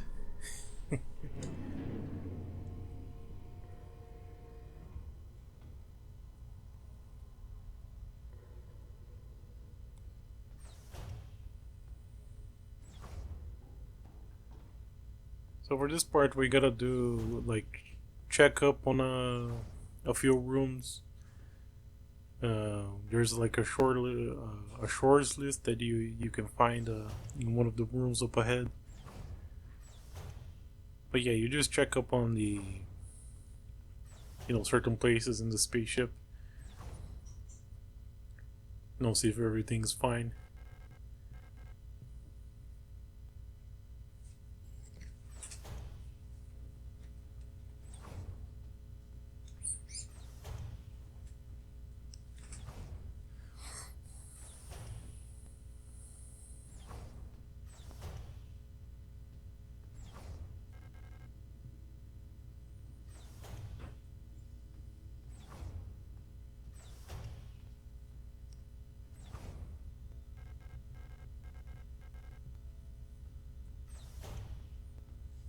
And once everything is done, it's Yuri time.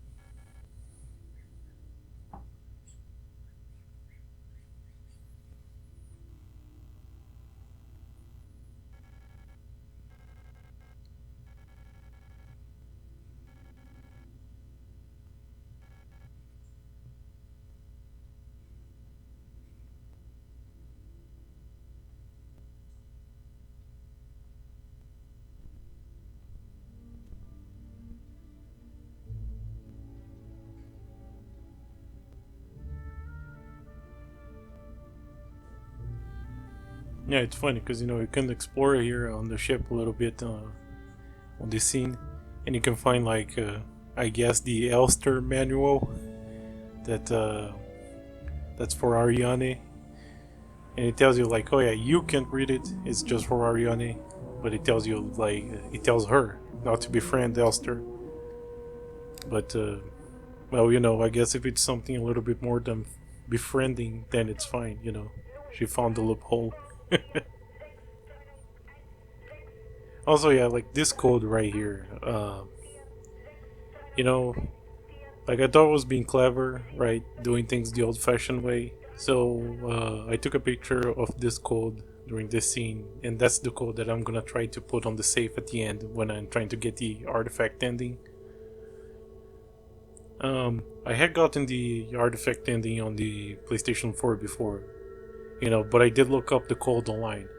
Right, I didn't memorize it. I'm sure you can memorize it if you try hard enough. Uh, but yeah, I tried to put that code there that was written in green, thinking that I was being clever, you know, doing things the way that they're supposed to be done. But actually, the code that you're supposed to put on the safe is at the very, very beginning of the game. So I just look stupid.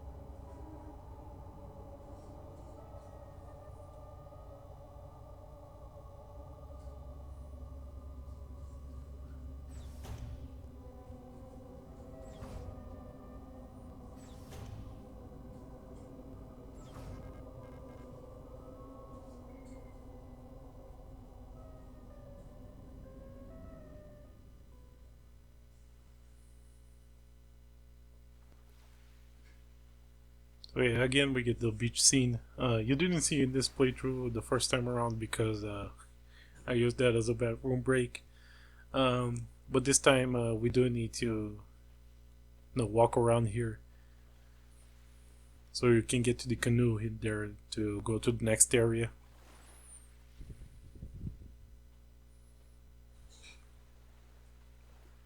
But yeah, the first time around, all you can do is like wander around in the sand here for like 5 minutes until you get kicked out to the nowhere area.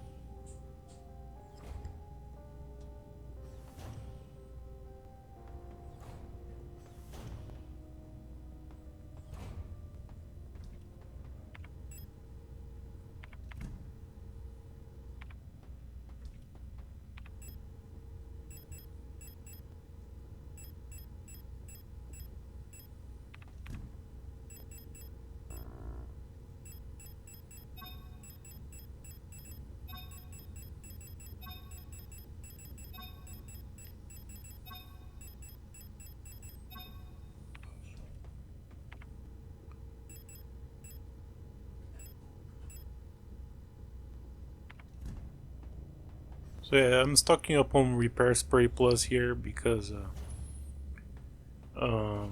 there's a couple of enemies there on the way to the next area, and rather than trying to fight them, I'll rather take my chances just running through here.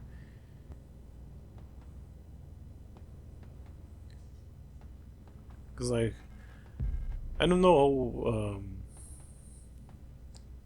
I mean, in my mind, like I'm pretty short on ammo at least. Like maybe I could use some like shotgun ammo here or something. I don't know. But yeah, I want to save up because there's some like problem enemies in the next area that I want to take care of. And I would rather take my chances here. Yeah, this room kind of shows one other little annoying thing. Is that once you unlock doors, you can't like immediately go through them. You gotta wait a little bit before you can enter them. So yeah, there I evaded the enemies the first go around to unlock the door, and then like I had to like lure them away across the room again, so I could enter it. Don't think that came into play until now, but again, take that as another tip for playing this game for the first time. If you're gonna play this game for the first time.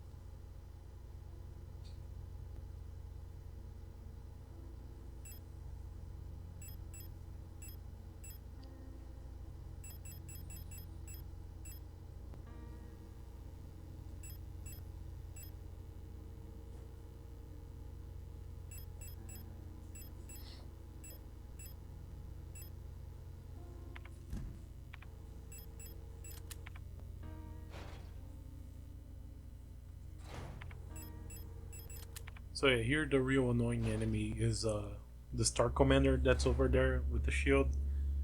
Uh, but you know, you can snipe her with the flare before she notices you and has the chance to bring up her shield, and then we just use the stun rod on both of these oilers here,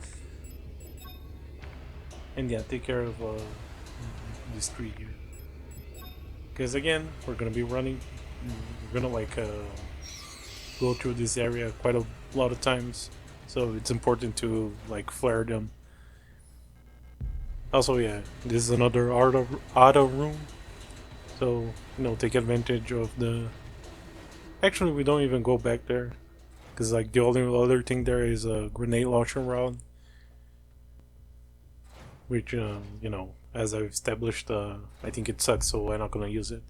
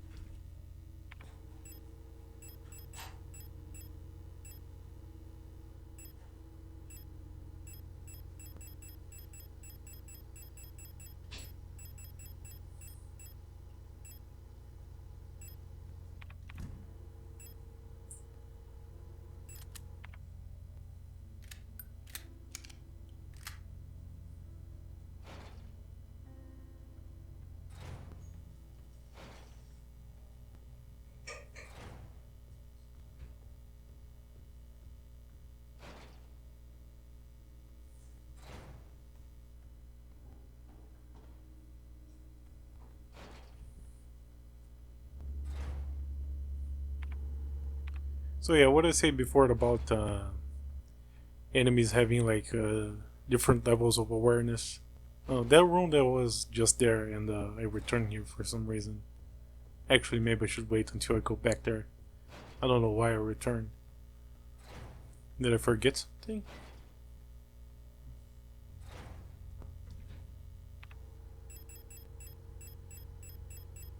Oh yeah, I need the flashlight.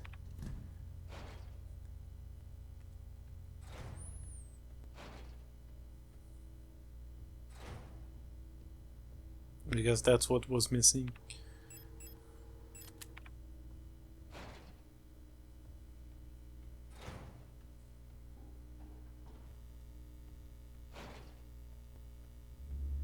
So yeah, what I said about the enemies having like different levels of awareness.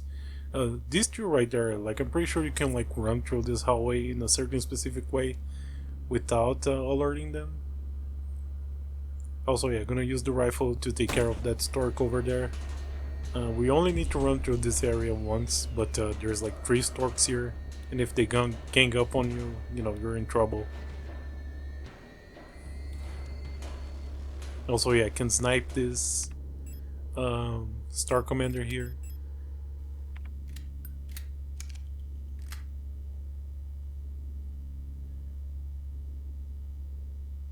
And then you only have to worry about the oiler down there, but you know, stone rod to the face.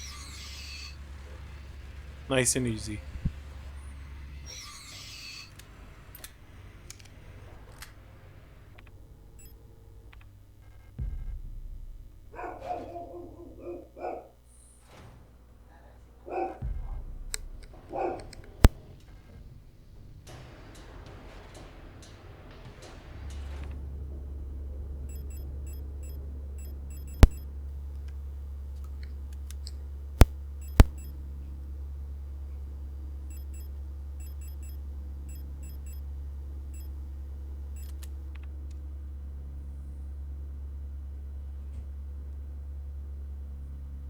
So yeah, another room with the stork here. Again, take care of them with the flare quickly. Actually, we do have to run through this room again, so I flare both of them just to be safe and to free up some inventory space as well.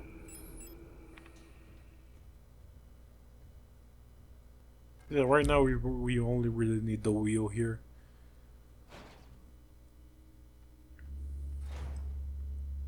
You can get the rest of the items there on the our second run through, because we're gonna go like kind of go. Um, we're gonna go around the entire map of the area here and end up there again.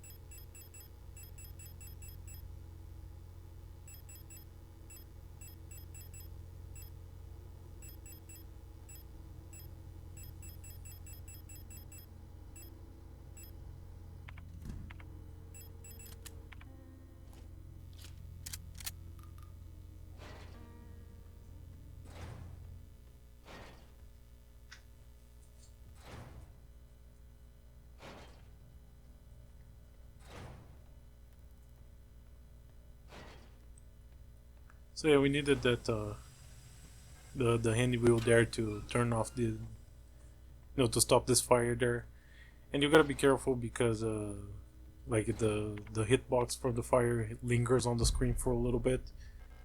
So just just take a second before you run through the hallway there.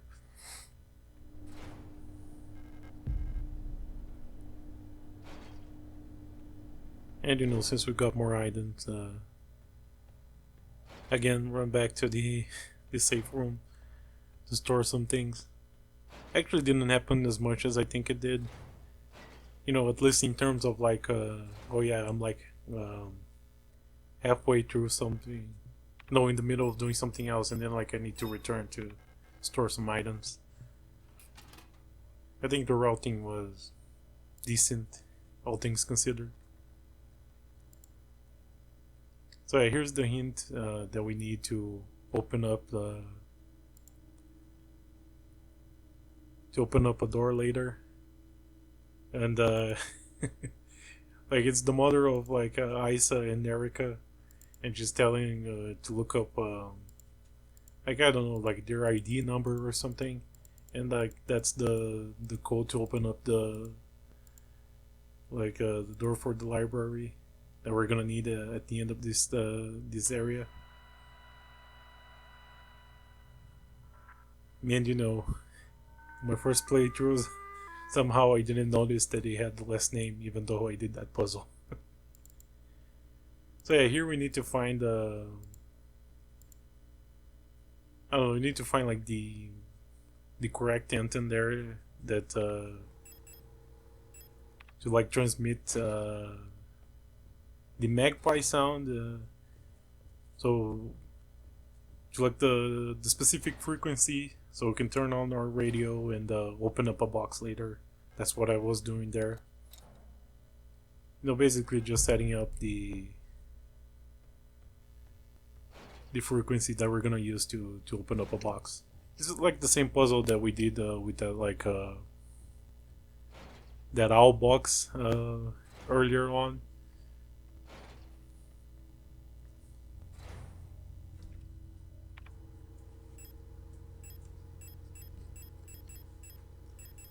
Just a moment, because I gotta let my dog out.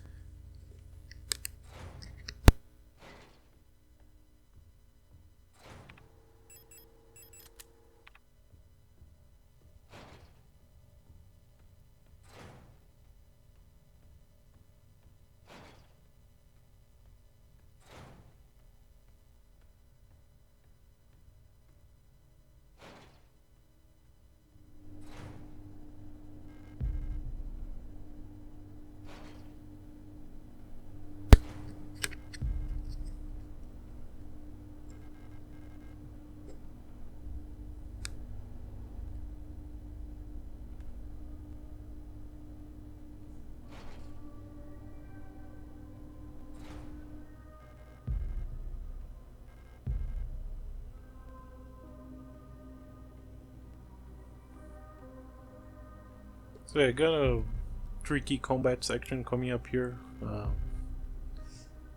I've got some stars and a colibri and some oilers.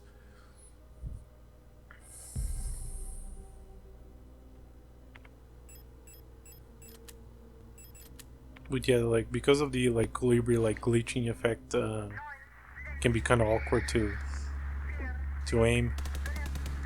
But yeah, I run into towards the the star there and just like to use the stone rod. You know, maybe not the best idea because now I'm pretty sure that she's gonna get back up. Here, even tried to shoot her in the ground, but didn't work. Oh my god. I fumbled pretty badly there. But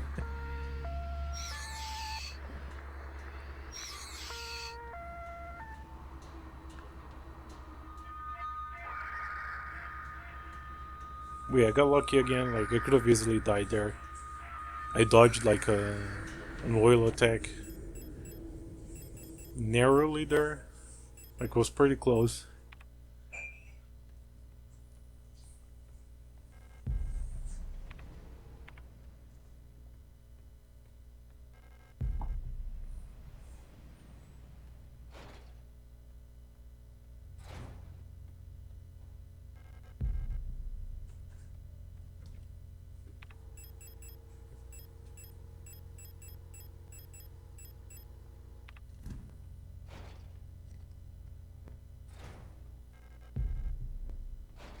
I almost forgot to grab the key there. Luckily, there's some revolver ammo that I needed to store.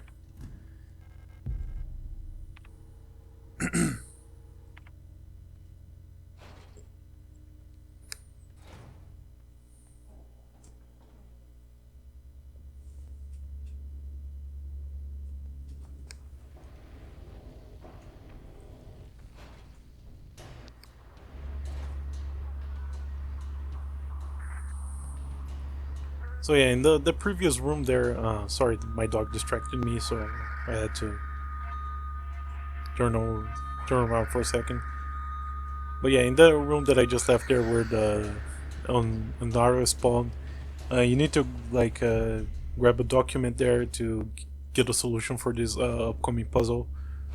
Basically, it just tells you that you know, if you look intensely at certain things, you can start to notice patterns. So the idea is you look at these butterflies here, and like you can see the letters A, E, O, and N on their wings, and that's the code to open up the safe here. Aeon.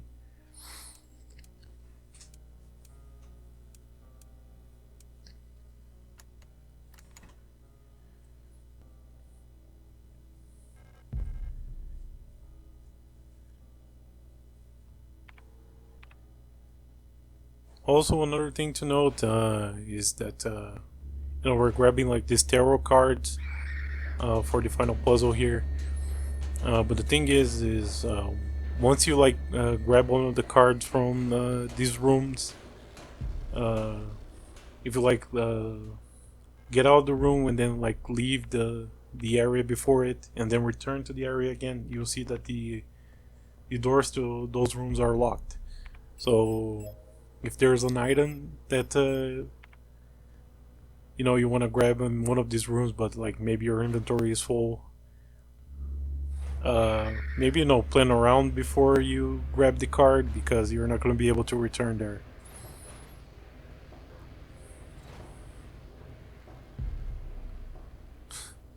And I say that I was gonna plan around better this time, but I ended up in this room again with the inventory full.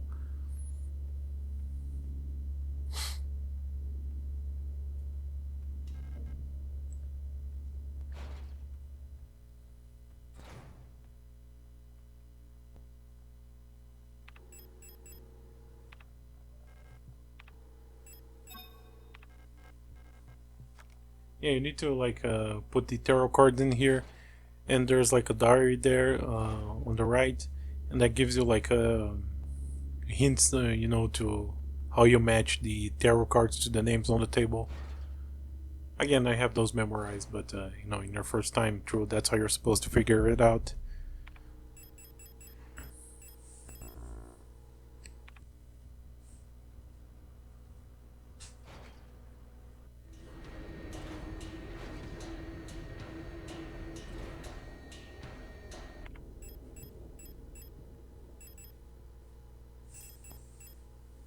So here a weird glitch happens.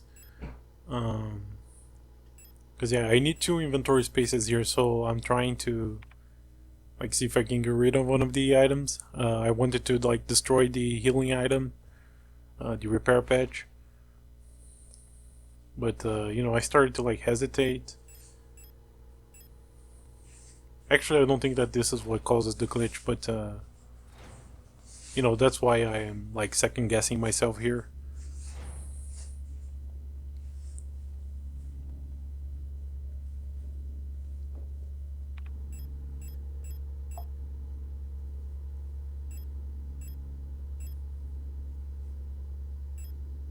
Because here I'm like, you know, considering destroying the rifle rounds.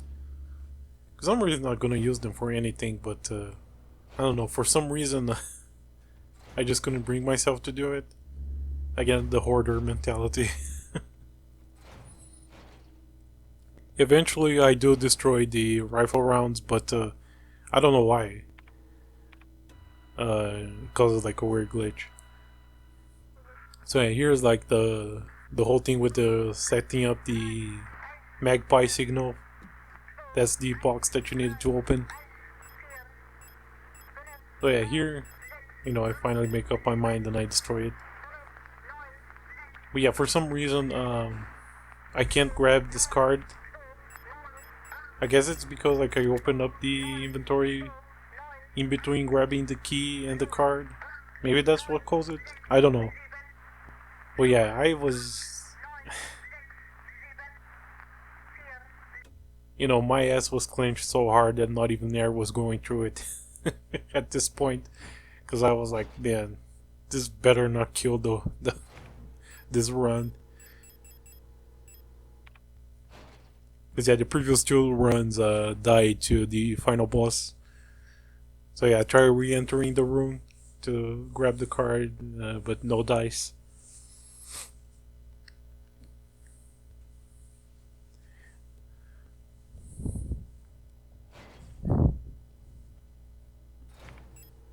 Now, technically, you don't need to do the tarot card puzzle to advance, because the all it does is like it reveals to you the solution to another puzzle. But the thing is that this other puzzle doesn't activate until you collected all the the tarot cards. So here I was like under the assumption that like I don't know, maybe I don't need to collect the card, but like halfway through I remembered that that's how it actually worked, that I needed to get the card. Eventually I do find a solution, but you know, we'll get there when we get there.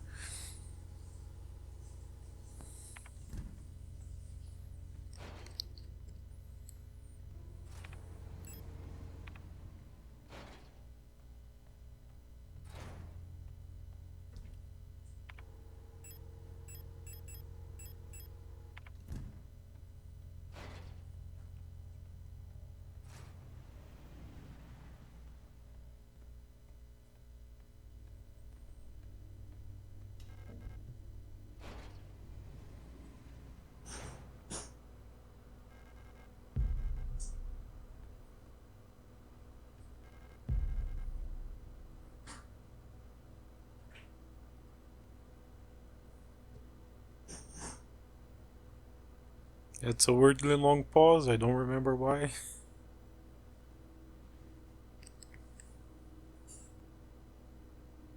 I think maybe I was looking up the glitch on my phone to see if anybody else had had this issue and how to fix it. I think at some point I do look it up. I don't think it was there because that was way too quick. I don't type that fast.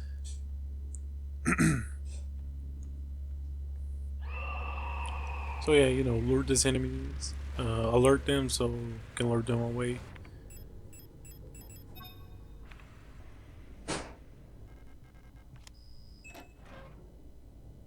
So I combine the developing tank with the other thing there to get the photo. Oh, sorry, I didn't catch the name.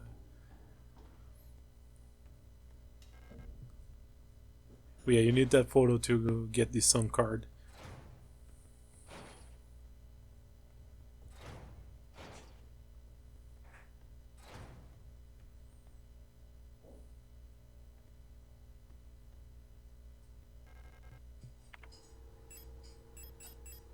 So here you get the database of some of the soldiers there, and that's where you get the ID number for the Ito sisters.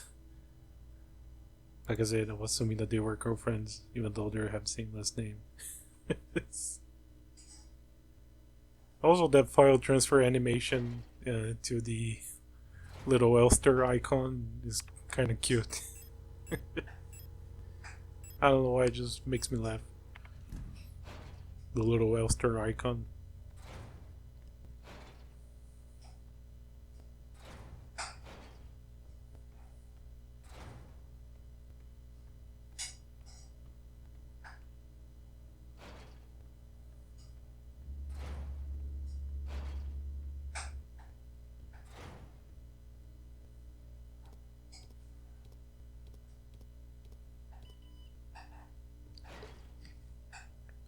And here's where we get the final secret item for the artifact ending.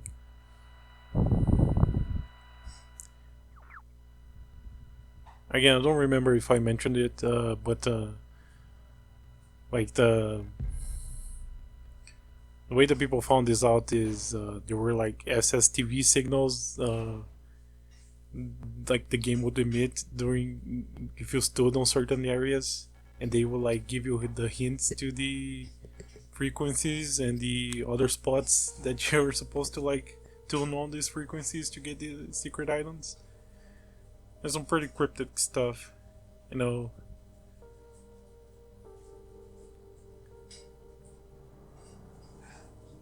Also, yeah, unfortunately, Issa couldn't find her sister girlfriend. Damn.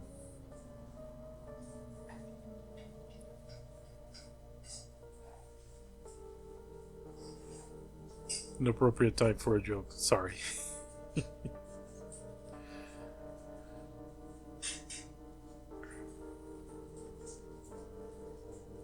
Yeah, unfortunately, she dies.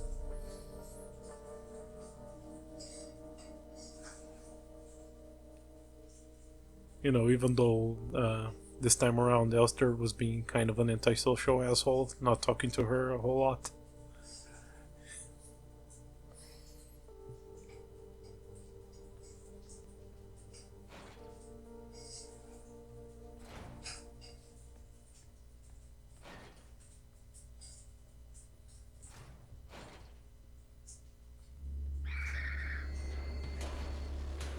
Also, yeah, what I was talking about, the awareness of the enemies. I'm pretty sure that those enemies, they're like before the library. Those gotta be like the most aware enemies in the entire game. Cause yeah, like you can run on the other side of the screen and they'll notice you.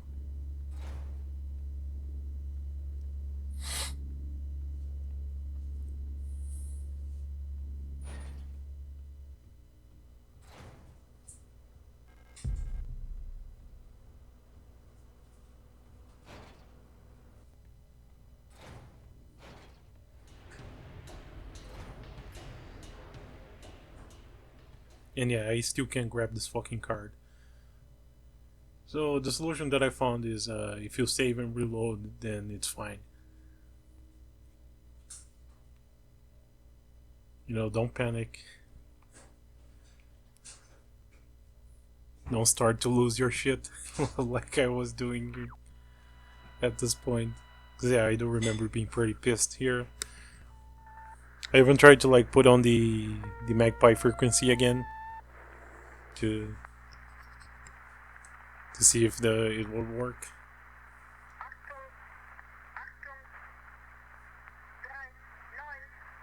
Cause that's what you need to open the box.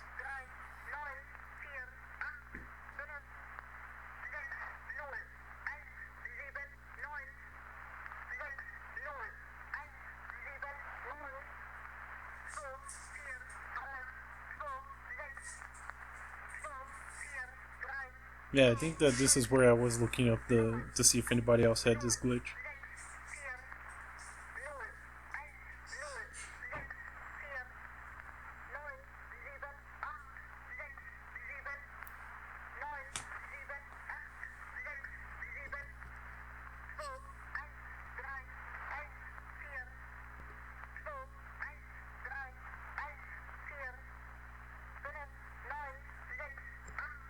What's worse is that like this put me on tilt before the final boss, which is what was giving me trouble. But surprisingly enough, from what I remember, the final boss fight went on pretty well. Actually, way better than any other attempt that I did, I think. So, who knows? Maybe it's what I needed to finally complete this run.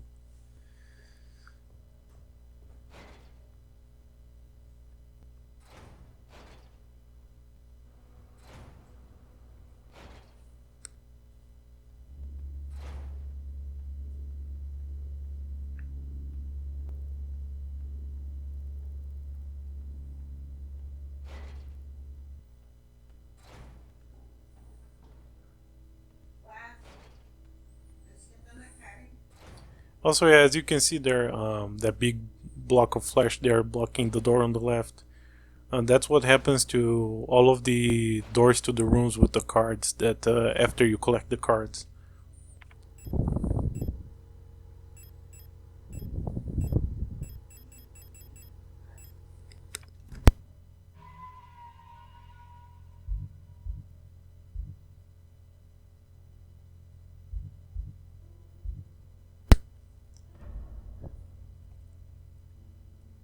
At this point, I was considering like loading. I think like the first save there because it was at about this point. I'm pretty sure one of my like practice runs.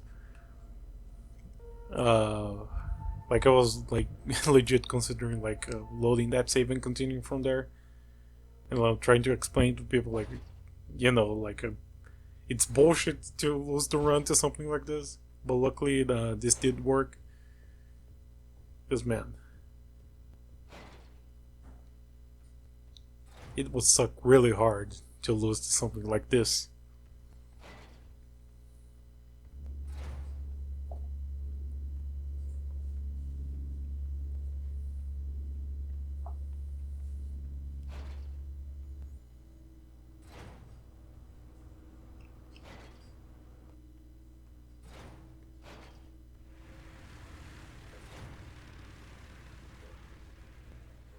There we go.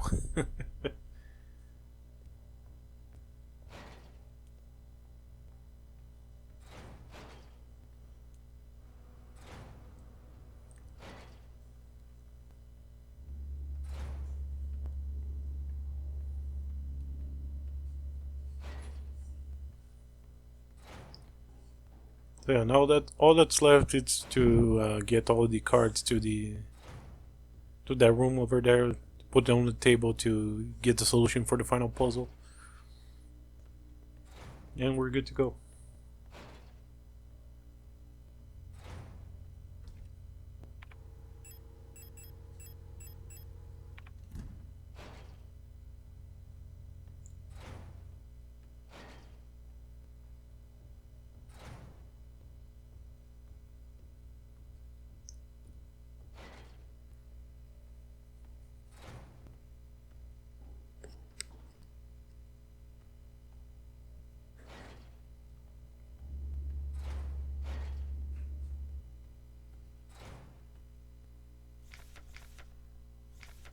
So yeah, here are the hints to the, you know, where you need to put the cards.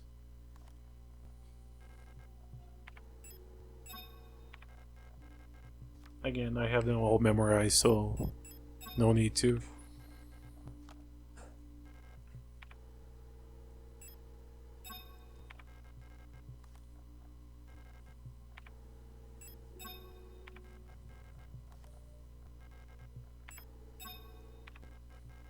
Yeah, then you turn off the light and you get like these I guess moon cycles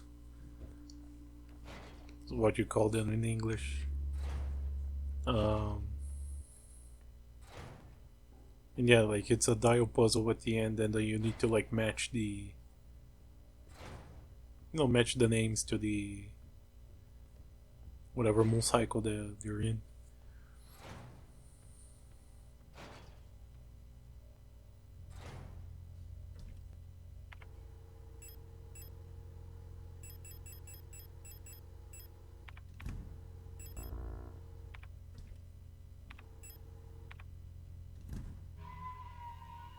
Also, yeah, this save is so I can do the artifact ending later.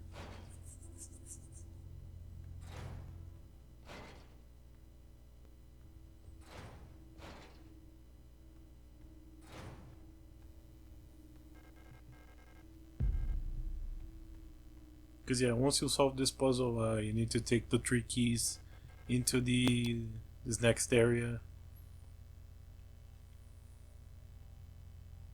and you can't do that. Like yeah, that's the last opportunity for you to save, if you want to do that.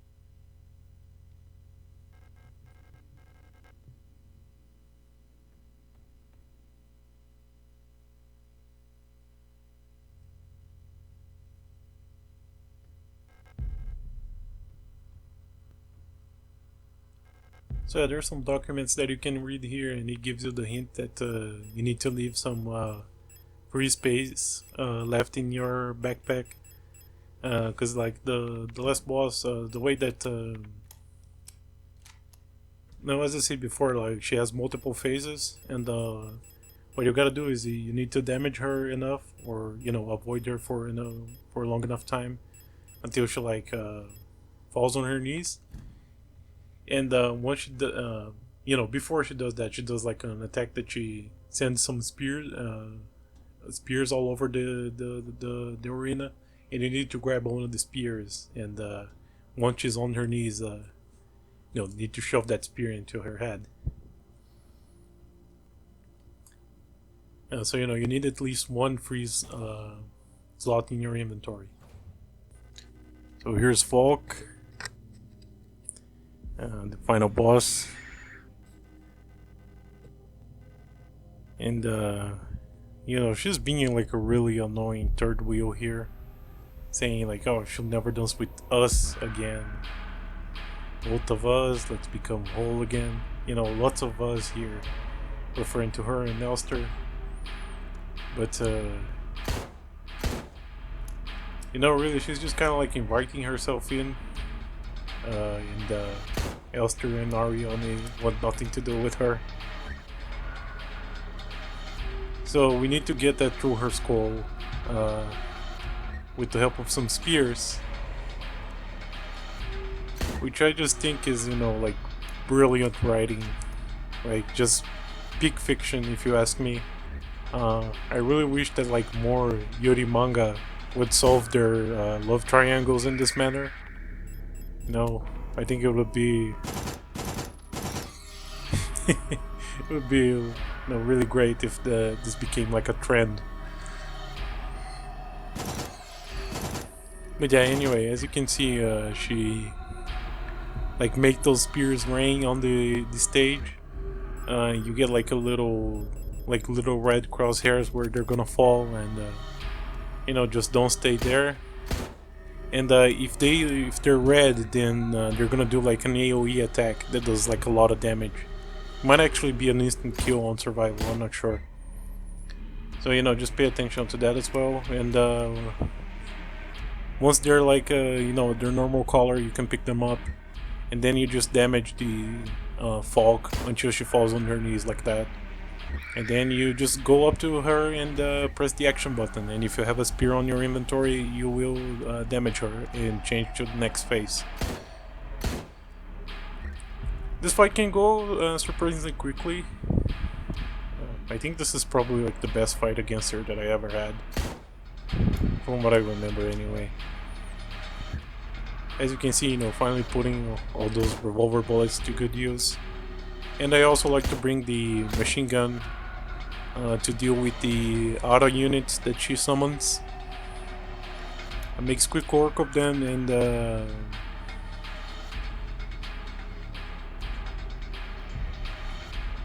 yeah, you know, it's just that. Just kills them pretty quickly. And, it's got like a... because of the quick fire rate, you know, you're able to take care of them pretty quickly. Which is important when you're also evading her projectiles. As you can see, like during some of the phases, she will also spawn more ammo and some healing items. Some of the spawns are fixed. I'm pretty sure that the revolver bullets and the handgun bullets are the ones that spawn the most. I think there's some fixed spawns for them. But depending on the weapon that you bring, sometimes I don't know if it's every time or just sometimes, but you do get like ammo for some of the heavier weapons as well. But like I said, I find it a lot harder to, you know, manage the ammo for like the flare gun or the rifle in this fight. I don't know, I feel like the revolver is just a lot more consistent. Like, you don't have to play the dodging game. You know, treat this like it's a fucking bullet hell game or something. No, not that the difficulty is comparable or anything, but you get what I mean, right? Also, yeah, if you move too close to the edges of the screen, I think you take damage, and it also starts to glitch a little bit, which can make dodging the projectiles harder. And Falk's projectiles can also damage the ARA units. I'm not sure if I'm pronouncing that right. Still, ARA, Aura, I don't know.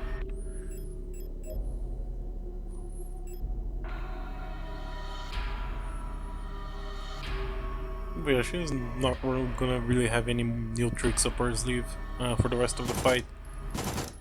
She's just gonna get like more shields in the later phases.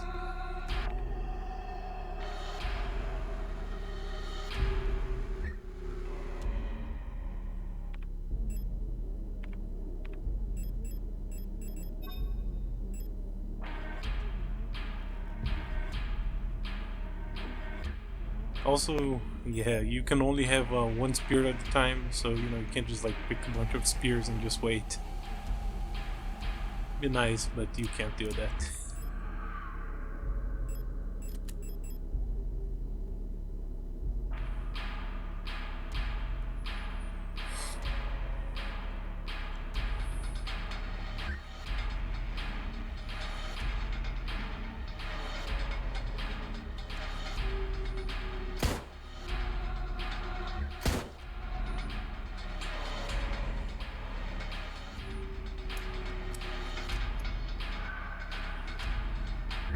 And this is the last phase.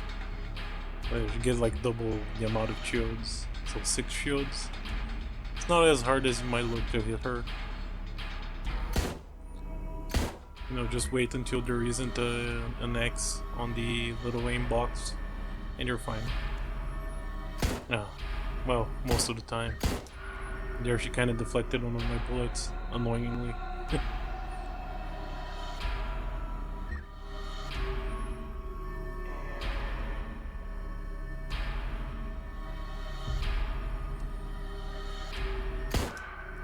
She fell down pretty quickly for this phase. And there you go.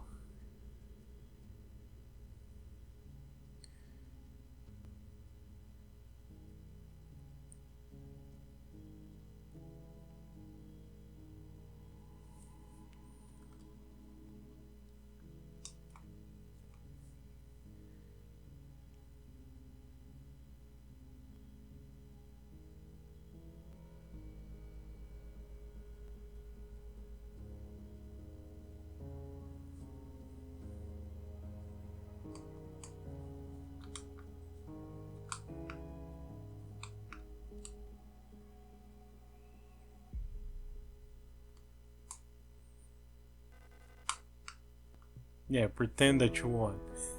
Bitch. Get out of here, you fucking yaya.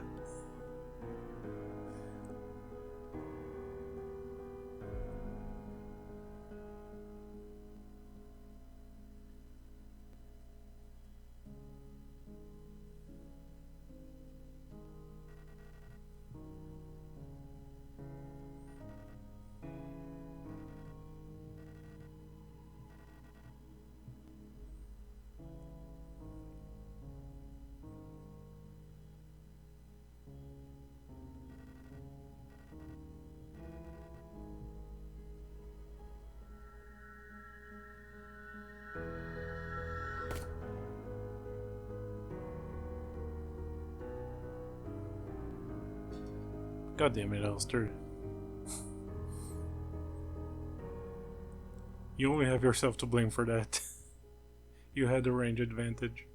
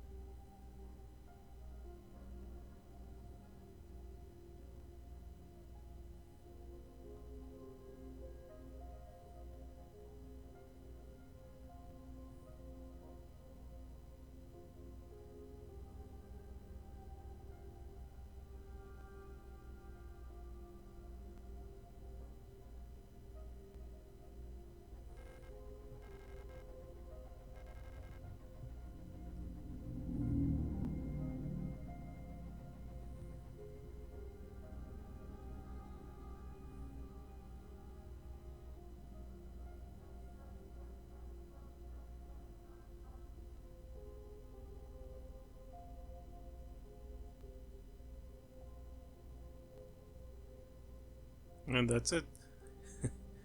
That's Signalis, the memory ending. And if you want to get more context, maybe play the game, talk to the NPCs, and read some of the documents. Can't say I really get the story entirely myself. Probably you can probably tell, but I'm not the brightest person with some of the things that I missed in terms of the lore. But yeah, it's a cool game. If you like these retro horror stuff like Resident Evil, Silent Hill, and since it's Spooky Month, I wanted to play some horror games.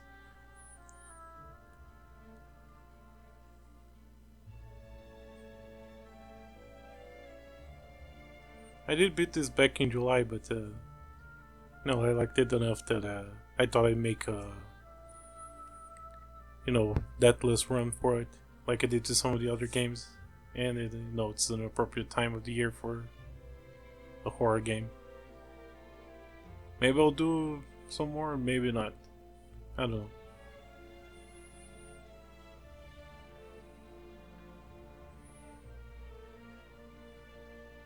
By that I mean, more horror game. Some other horror games. I don't know. I'm trying to think of something that would make a good run like this.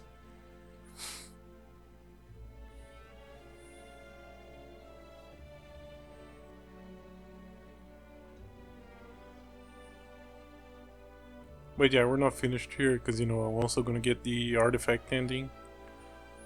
And I'm just gonna let the credits play out here. The first time through, at least.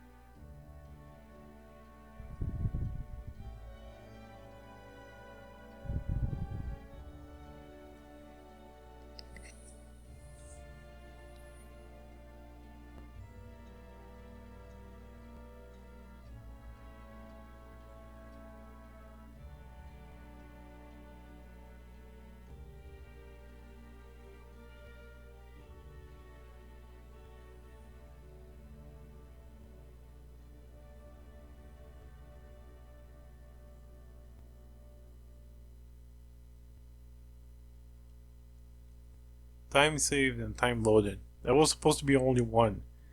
What? God damn it. Well, yeah, as you can see, that's cheated. What the hell? What does that mean?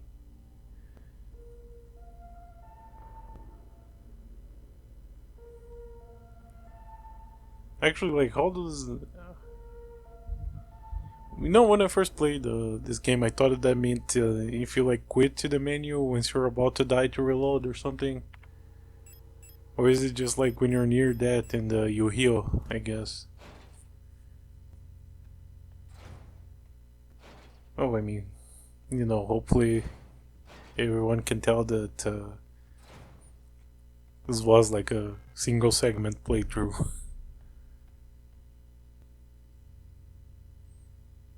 Yeah, I gotta solve this puzzle again.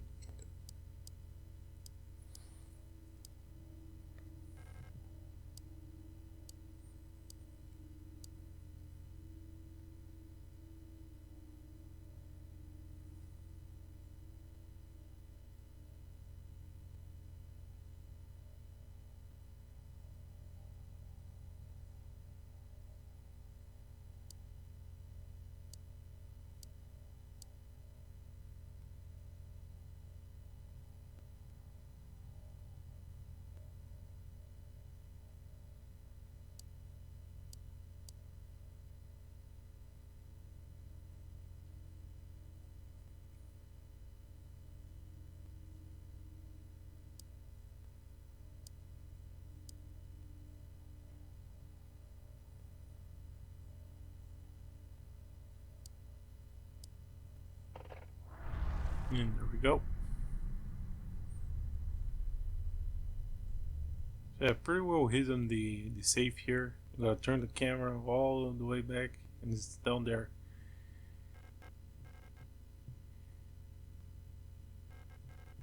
Yeah, bring the 3 keys. And yeah, here I try to be cute and use like the code that I got from that screenshot. Not screenshot, you know, just picture picture of the screen with my cell phone.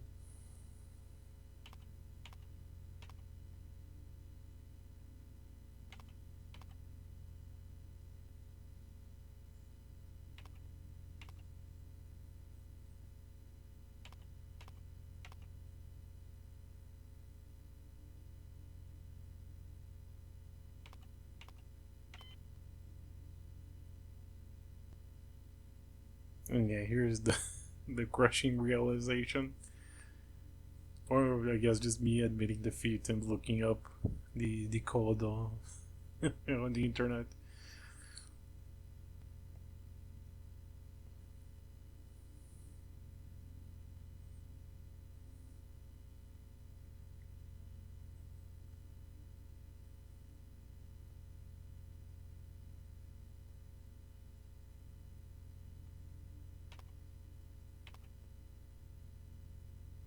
That's what I get for trying to be a real gamer. I'm a fraud. I'm sorry.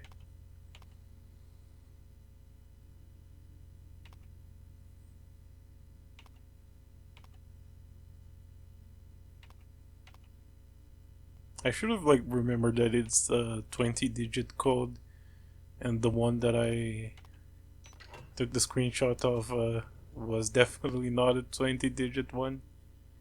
And hey, it's literally Yuri.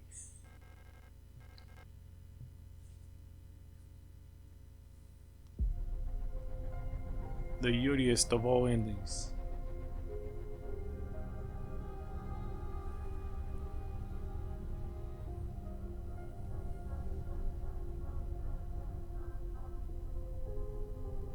Also somehow the least depressing ending.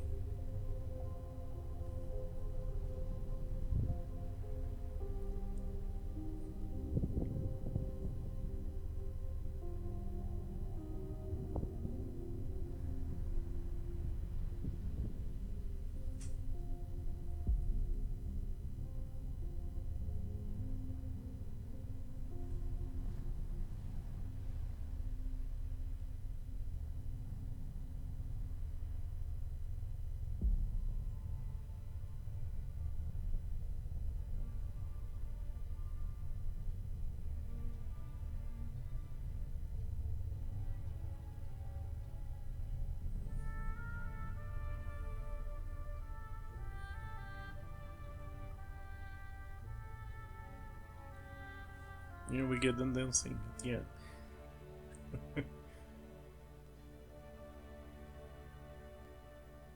I don't know, I'm just gonna pretend that this is like the end to Simon. Shimon? I don't know how you pronounce that. Simoun. You know, that anime. Yeah, it's kind of the same ending. You know, I'm gonna pretend that that's what happened. So anyway, that's Signalis, and that was my Deathless playthrough of it. Hope you enjoyed. Thank you for watching.